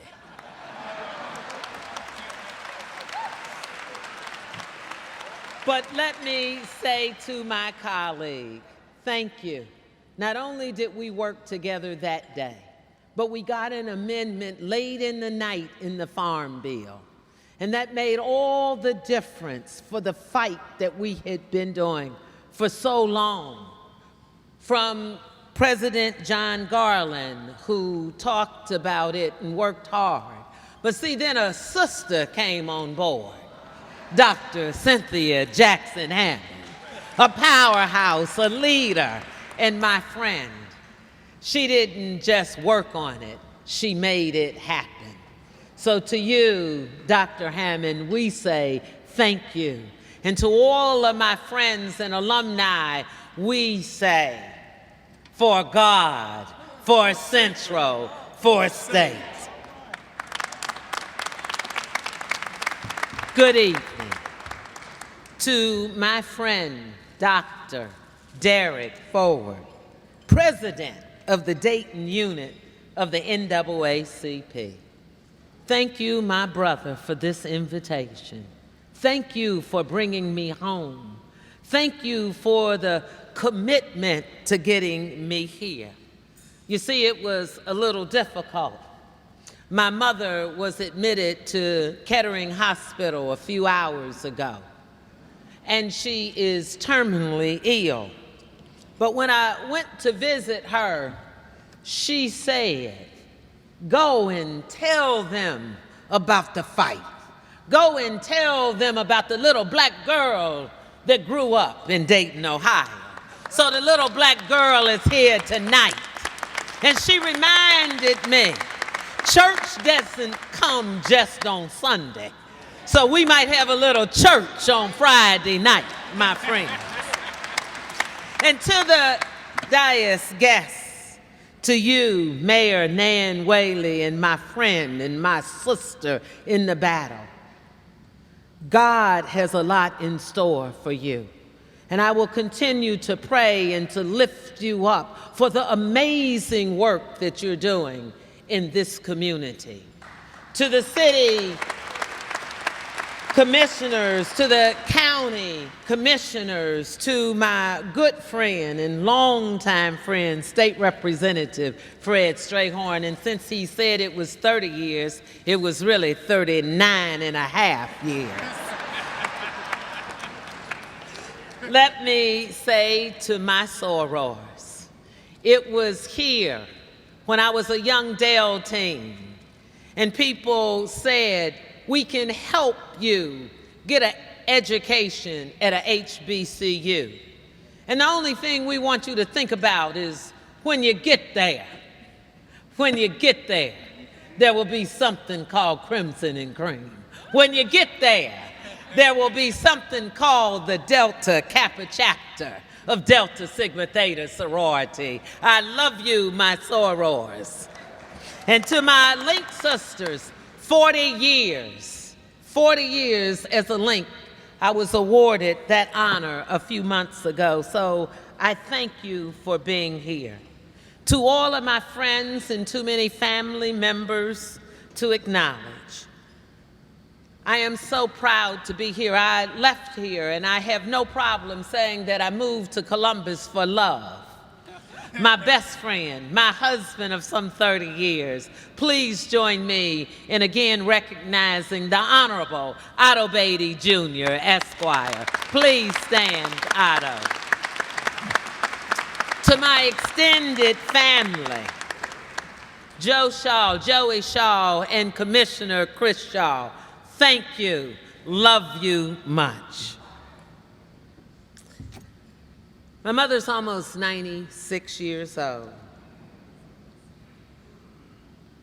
When I thought about the theme tonight, we're in this together. And when we're in this together, we're victorious. And then I thought about, what would I like to say, Dr. Forward? And so, you know, when you serve in Congress, you have all of the staff. You know, you have a press staff, you have a communication staff, and you know they typed up this message for me. And the font was so small I couldn't even read it. And so I thought tonight I'm at home. So we just gonna have a dialogue, and we just gonna put this aside for a moment. And we're gonna talk about when we're in this together, we're victorious. Now, let's think about what that means. You see, I was a little girl growing up in Dayton, Ohio, and I thought about, what does this really mean? And I thought maybe I should go back in history a little bit. Maybe I should start with Acts 15 chapter in the 6th verse. You see, it said, there is strength in numbers, and so together we are stronger than we are individually. See, that's what happens when we're together.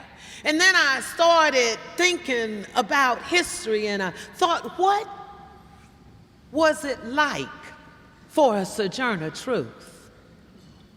What was it like for her? And then I thought about Harriet Tubman, and I just saw the movie the other day, and you know she was really our Minty Ross, but she decided that she was going to take her mother's name.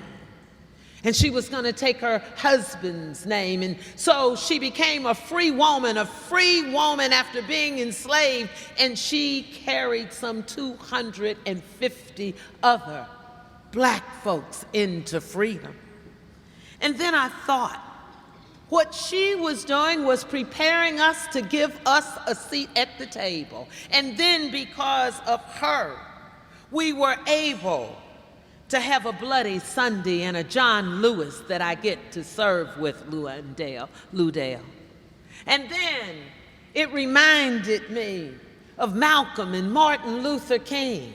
And then it reminded me of Rosa Parks and a one-year protest against getting on a bus. Can you imagine if today we asked us to not get in a car or on a bus for 1 year? But you see, they were preparing us. They were preparing us for a Barack Obama. They were preparing us for a Joyce Beatty. They were preparing us that we could have this little black girl go to Congress. They were preparing me for me to understand that when we are together, we are stronger. It reminded me of Germantown Avenue and 811 Frizzell Street. That's right near Bancroft and Bolander for some of y'all, in Burgham Park.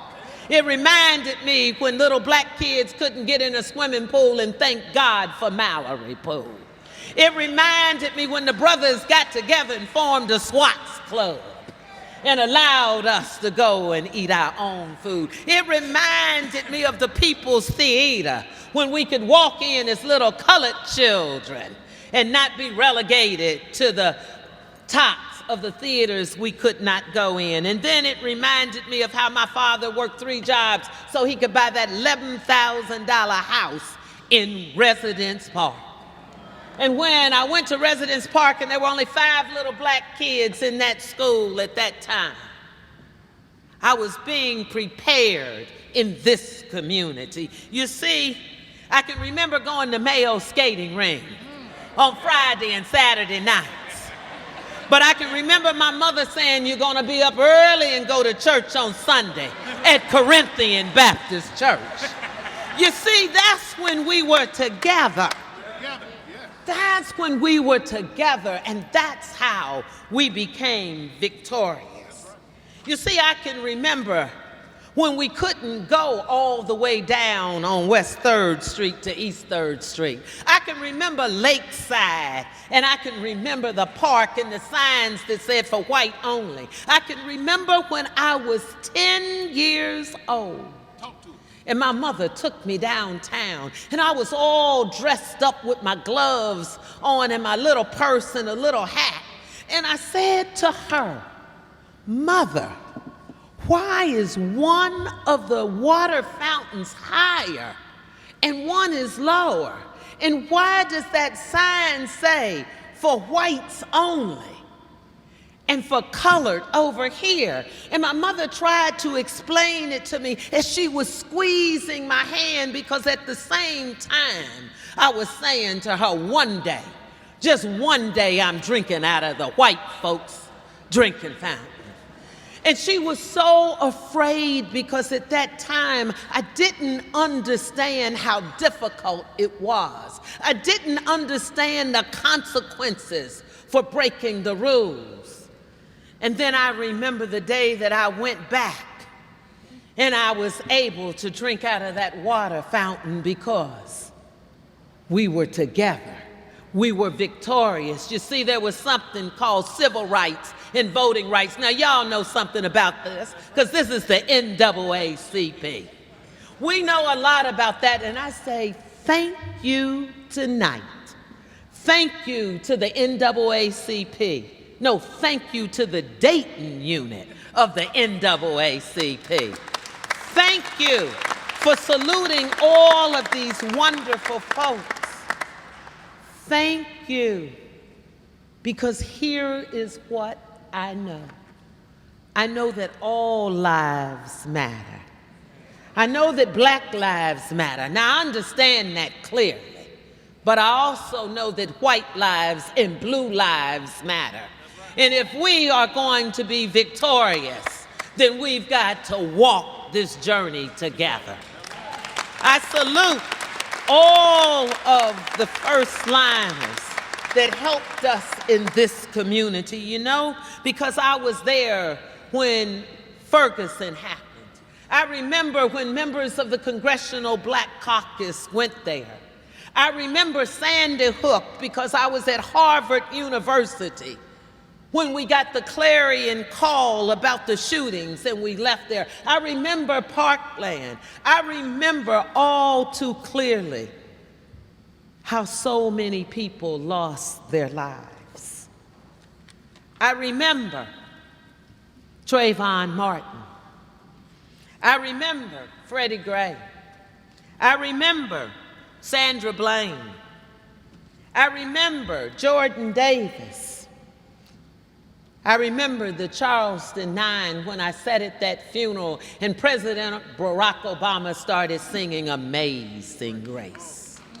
Amazing Grace. You see, today I got up at 6:00 a.m. The driver picked me up and took me to the Capitol. And I stood there before I boarded the bus to go to the funeral of a nation's giant, my colleague, the Honorable Congressman Elijah Cummings. But as I got out of the car and before I got on the bus, I was thinking about coming here today, Tom and Derek. And I was thinking about what would I want you to remember? And then I realized it really wasn't about me. It's about all of us, and it's about our children and our grandchildren and those who are yet unborn.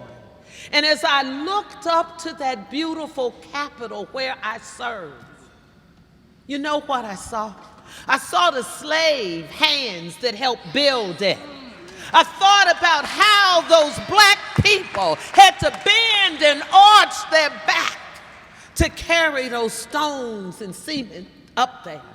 And then I thought, for the first time in this wonderful America that we live in, a black man is lying in state in the United States Capitol. And then we boarded a secure bus and we went to Maryland. And when we got there, 4,000 sisters and brothers, black and white and brown and yellow, were already in the church, and 2,000 people were standing outside to pay tribute to my colleague, the Honorable Elijah Cummings. And then the roll call of people who he had touched their lives. President Barack Obama spoke about him. Kwesi Ufume spoke about him. Hillary Clinton and Bill Clinton spoke about him. And many people did not know this was the son of a sharecropper. This was a little black boy that grew up, and someone said that he was in special ed because he didn't have the skills and the talent to do much more. This young brother remembered what it was like when he couldn't go get in the swimming pool, and he was beaten and bruised when he tried to. But then he became a scholar. Then he graduated from college and went on and became a renowned lawyer. And then he served 21 years in the United States Congress. And then he became the chairman of the Oversight and Investigation Committee. And why do I tell you this? I tell you this because when the nation was on fire, it was the voice of Elijah Cummings that you heard in that committee trying to protect us, saving us. Well, let me say to you, every day when I leave and I walk into that United States Capitol, I carry home with me, and Dayton is home. I carry our children and the future of our children with me because, you see, we need a movement. We need to get excited about something. We need to go back in history when we marched, when we wrote letters, when we protested, and when we stood for something. So tonight, I ask you, what do we stand for? What are we willing to fight for? What are we willing to sacrifice for? And if it is not for this wonderful country that we call America, I don't know what. But let me just suggest to you tonight that when I think about walking into one of the four most prestigious committees that one could serve on, the Financial Services Committee, I walk in there thinking about how I grew up in Dayton and how I moved on to Columbus, Ohio, and Washington, D.C. But some of the things, my friends, don't change. There's still too many children going to bed hungry at night. There's still too many seniors cutting their medicine in two and trying to decide if they could get a full prescription or if they could buy food. There are far too many people who are losing their homes, not only because of foreclosures. I want you to hear this. Last week, I discovered that there are so many of us who have lived in our homes like my mother and father did for 60 years, in that little house that my father worked 5 jobs to buy. Now, we were one of the fortunate ones.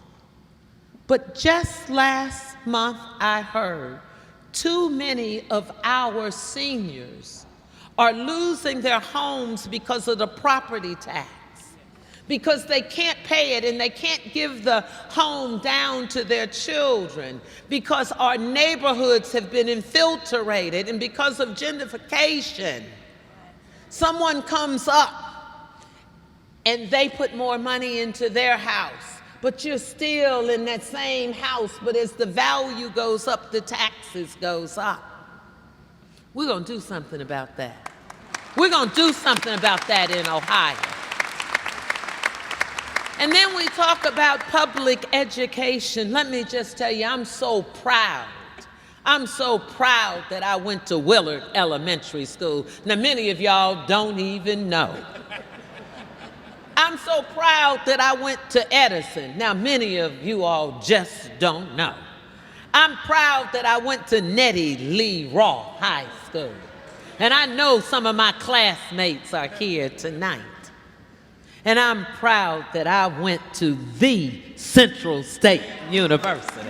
You tell the folks at Ohio State that I said the Central State University.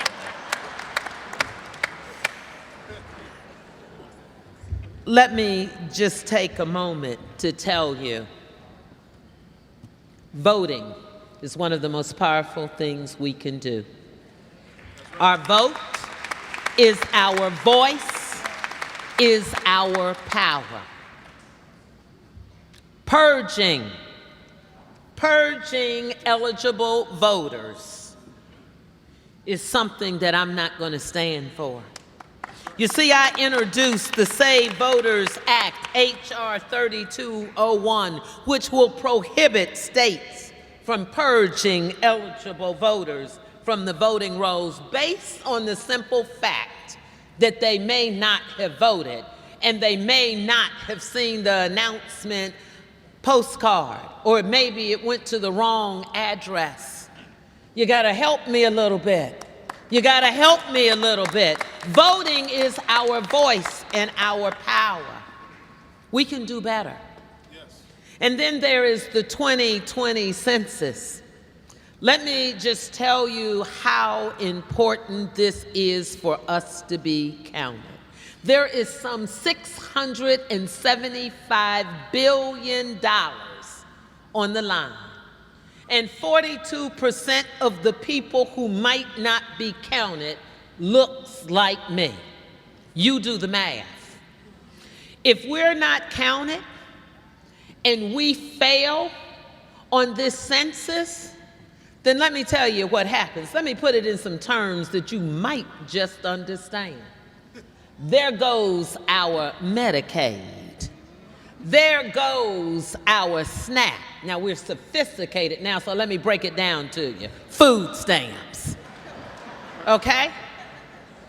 We have elected officials up here at the state level. It is so important, Fred, for what you do. For the apportionment board, for drawing the redistricting lines, getting rid of gerrymandering. Senator Tom Roberts has been a legend, and he has walked a mile for us to protect our communities and to make sure that we have minority representation. And I thank you, my friend, for that. Now, I don't know if you watch C-SPAN, but I'm just going to say to you, I was feeling myself this week. See, someone asked me, if after you went to Washington, do you still have some sister girl in you?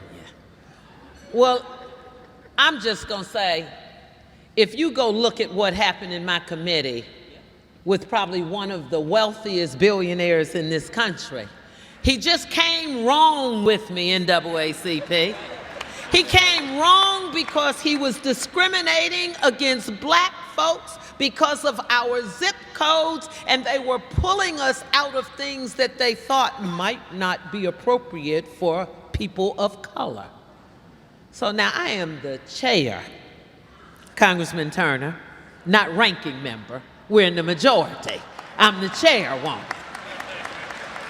I am the chairwoman of the Diversity and Inclusion Subcommittee on the powerful Financial Services Committee.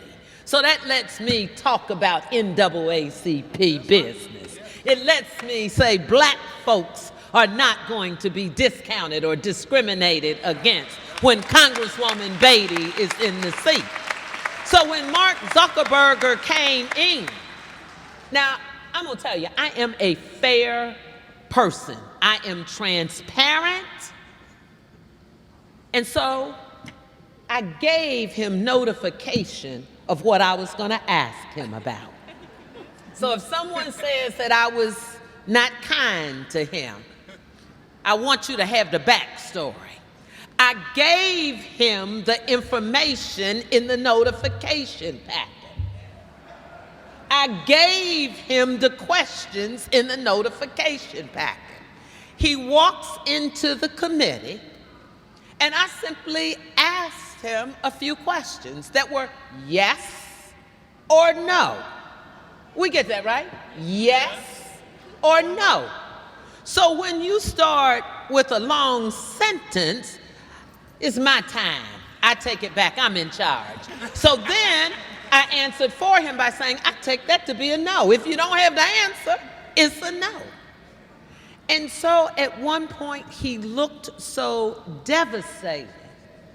And I couldn't imagine why. I was asking him about asset managers.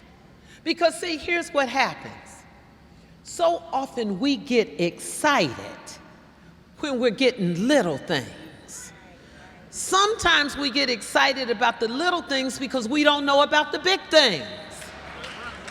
And so that's my role. See, when we're in this together, we're victorious. So someone told me, Congresswoman, stop talking about minority procurement and being happy when you get the little contracts. Because that's like when people come in and say, I increased my company by 50% with women and minorities. And then I said, wow, how many of those folks report to you, Mr. CEO? Right. How many of them report to your CFO or your COO? Right. So we got to get all the way down. Now, I'm okay with you having jobs, but don't bring it to me like that. Don't come to me and say that I have a summer program for 15 little black kids for 6 weeks. Did you pay them? Did you put them in the pipeline? Did you give them a scholarship to go to college and tell them you're going to hire them when they come back? See, when we're in this together, we're victorious. So I got sophisticated on it. I changed the name to Business Diversity for Asset Managers. And so then I looked at him and I said, you have $46 billion in cash transaction. I simply want to know, do you have any black folks managing the money? That's a yes or no question. Right. Now, I don't know why anybody would be upset about that. It sounds like it made sense to me. Let me just tell you, he's going to be back in 6 weeks. There are going to be so many black people on his payroll. He's going to understand when we're in this together, we're victorious.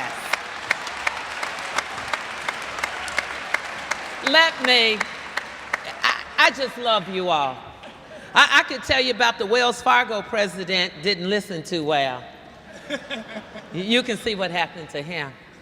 But can you imagine that 9 presidents of the largest financial institutions in the country came in to this little black girl from Dayton, Ohio's office?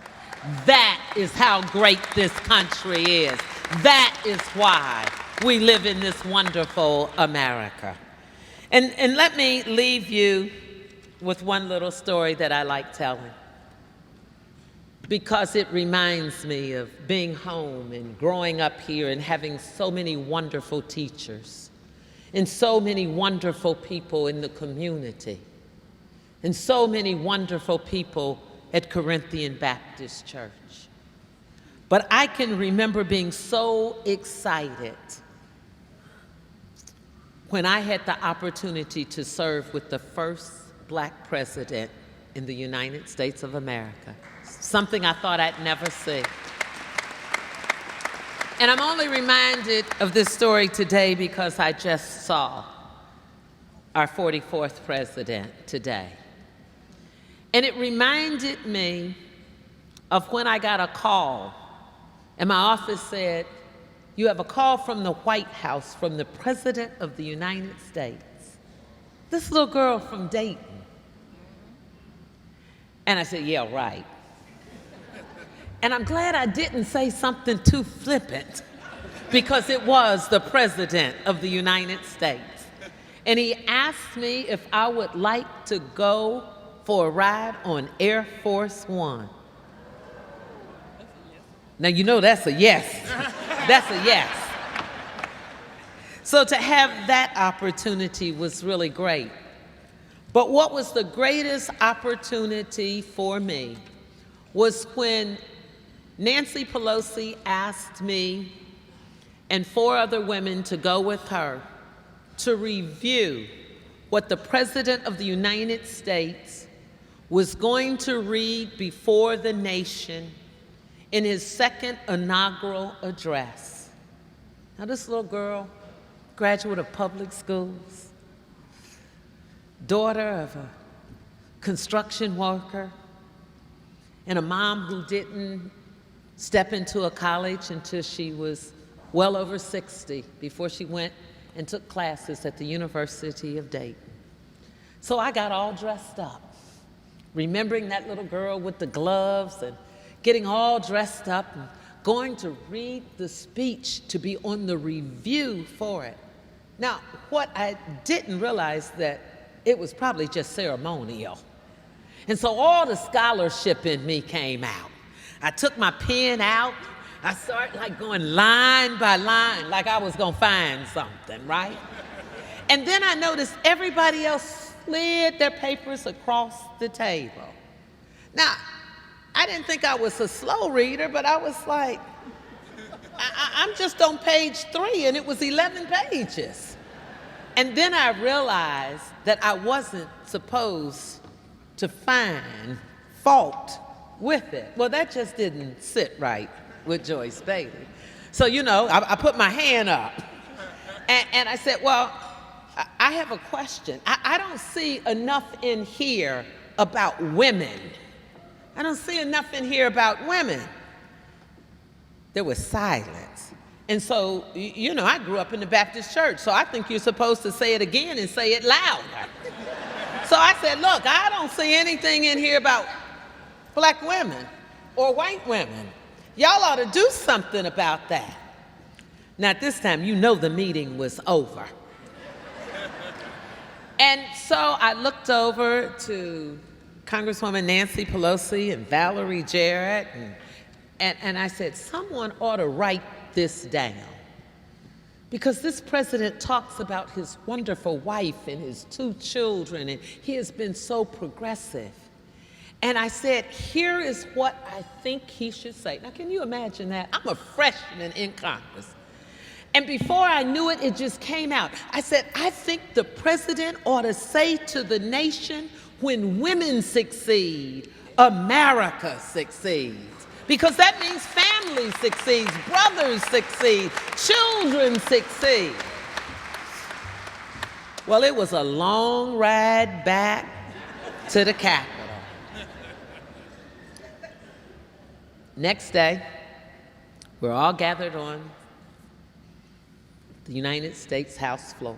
And you know how the sergeant at arms comes out and says, and now I present to you the 44th President of the United States, President Barack Obama. And he comes in and cameras are all over, and we get a copy of the speech right before he goes in.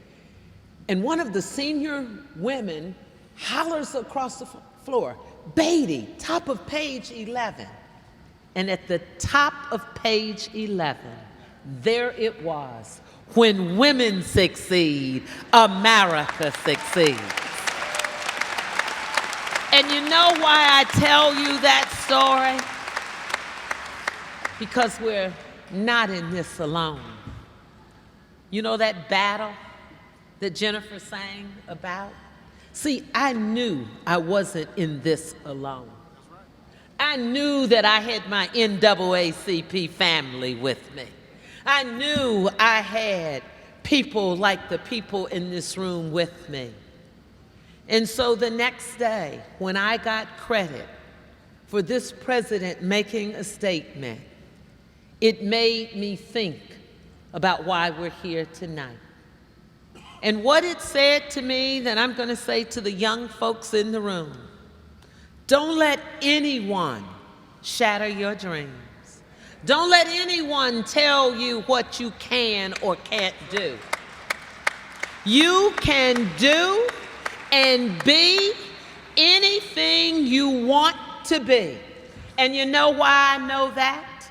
Because I never thought that I would be going to the United States Congress. I never thought that a month ago I would be sitting in West Africa honoring the observation of 400 years of people who look like us being enslaved.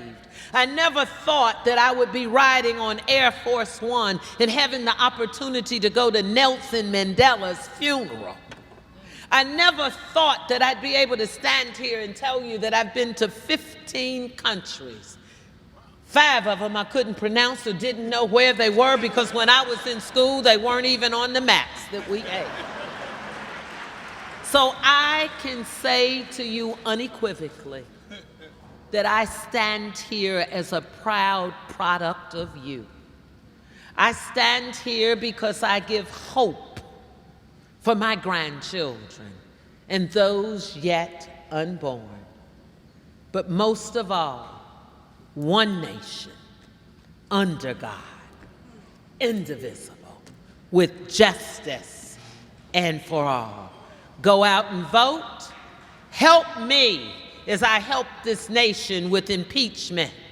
Help me as I go back and say we will not have a president in this office that betrays the Constitution, that betrays the national security, that tries to take away the rights of African Americans and tells 4 women in college to go back to your country when they were already at home. I will not be a silent voice. I will make you proud, Jesse Gooding. I will make you proud, Dr. Forward. I will make you proud to all of my brothers and sisters because I am Congresswoman Joyce Beatty and I approve this message. God bless you. God bless America.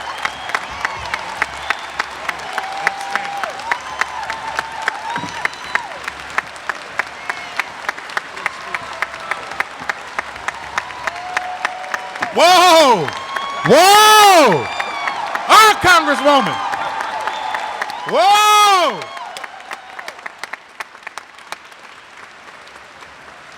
Oh, yes. This is beautiful, isn't it? All right. That speech was powerful, and I'm glad DATV, other people are here. When they see this on the news tonight, they're going to be like, oh, didn't we had her? She rocked it like that? Absolutely we did, because she's from Dayton, Ohio. So we're going to honor her tonight, and we're going to say in recognition of your innovative, pioneering, and courageous leadership, which has held countless citizens of these United States of America accountable for their actions, especially as it relates to social justice and civil and human rights issues. Continue to lead with courage, passion, and enthusiasm, as did the legendary Congresswoman Barbara Jordan. Ascending to one of the highest offices in the land, the United States House of Representatives, you have earned the respect of many Americans by exercising wisdom in judicious matters. As a native Daytonian and graduate of Central State University, You have made the citizenry of Dayton extremely proud. We salute you, Congresswoman Beatty.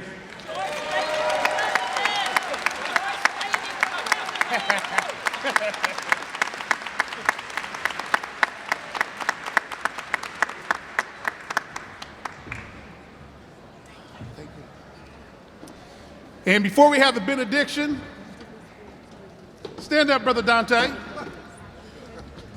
We have some for you too. An award of excellence presented to Dante Jones, meteorologist, WHO TV7, in recognition for being, and he didn't finish that, he got to finish, for being the master of ceremony at our banquet this year. Brother Dante, hey, doesn't he do a great job every morning or in the afternoon now?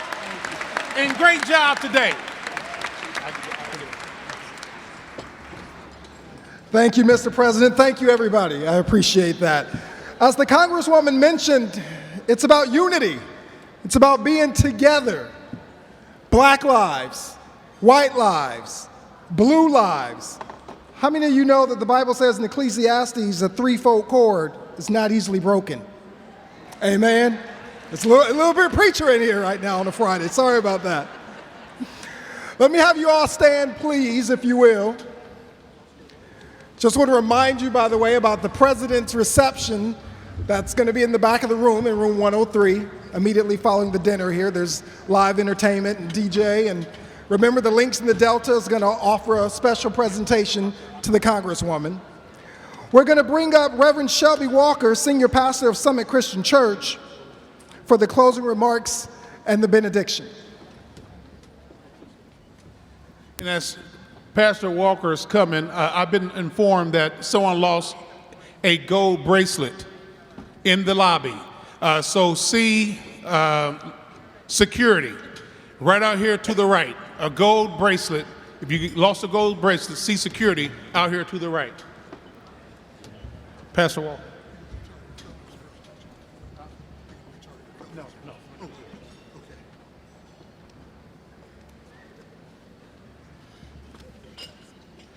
Let us bow our heads, please. Most gracious Father, we come today thankful for the journey that we've been on for so long. Father, we're thankful for the hills that have made us stronger, the mountains that have made us more determined that we're going to climb them, the valleys that have decided that we're going to get out of them. And we're going to get out of them together, unified under one God, one Lord, and one faith. Father, as we leave this place tonight, we would ask that you put that in our hearts. Charge us that we understand that we got to do it with love for one another. We got to do it with honor of you. And at the end, we will be victorious. We will praise your name, and we will all declare, thank you for letting us make it over. Father, as we leave this place, we ask that you grant each and every person here traveling mercies and let them to know that you're still on the throne. Bless us. Make us a blessing. In Jesus' name, amen.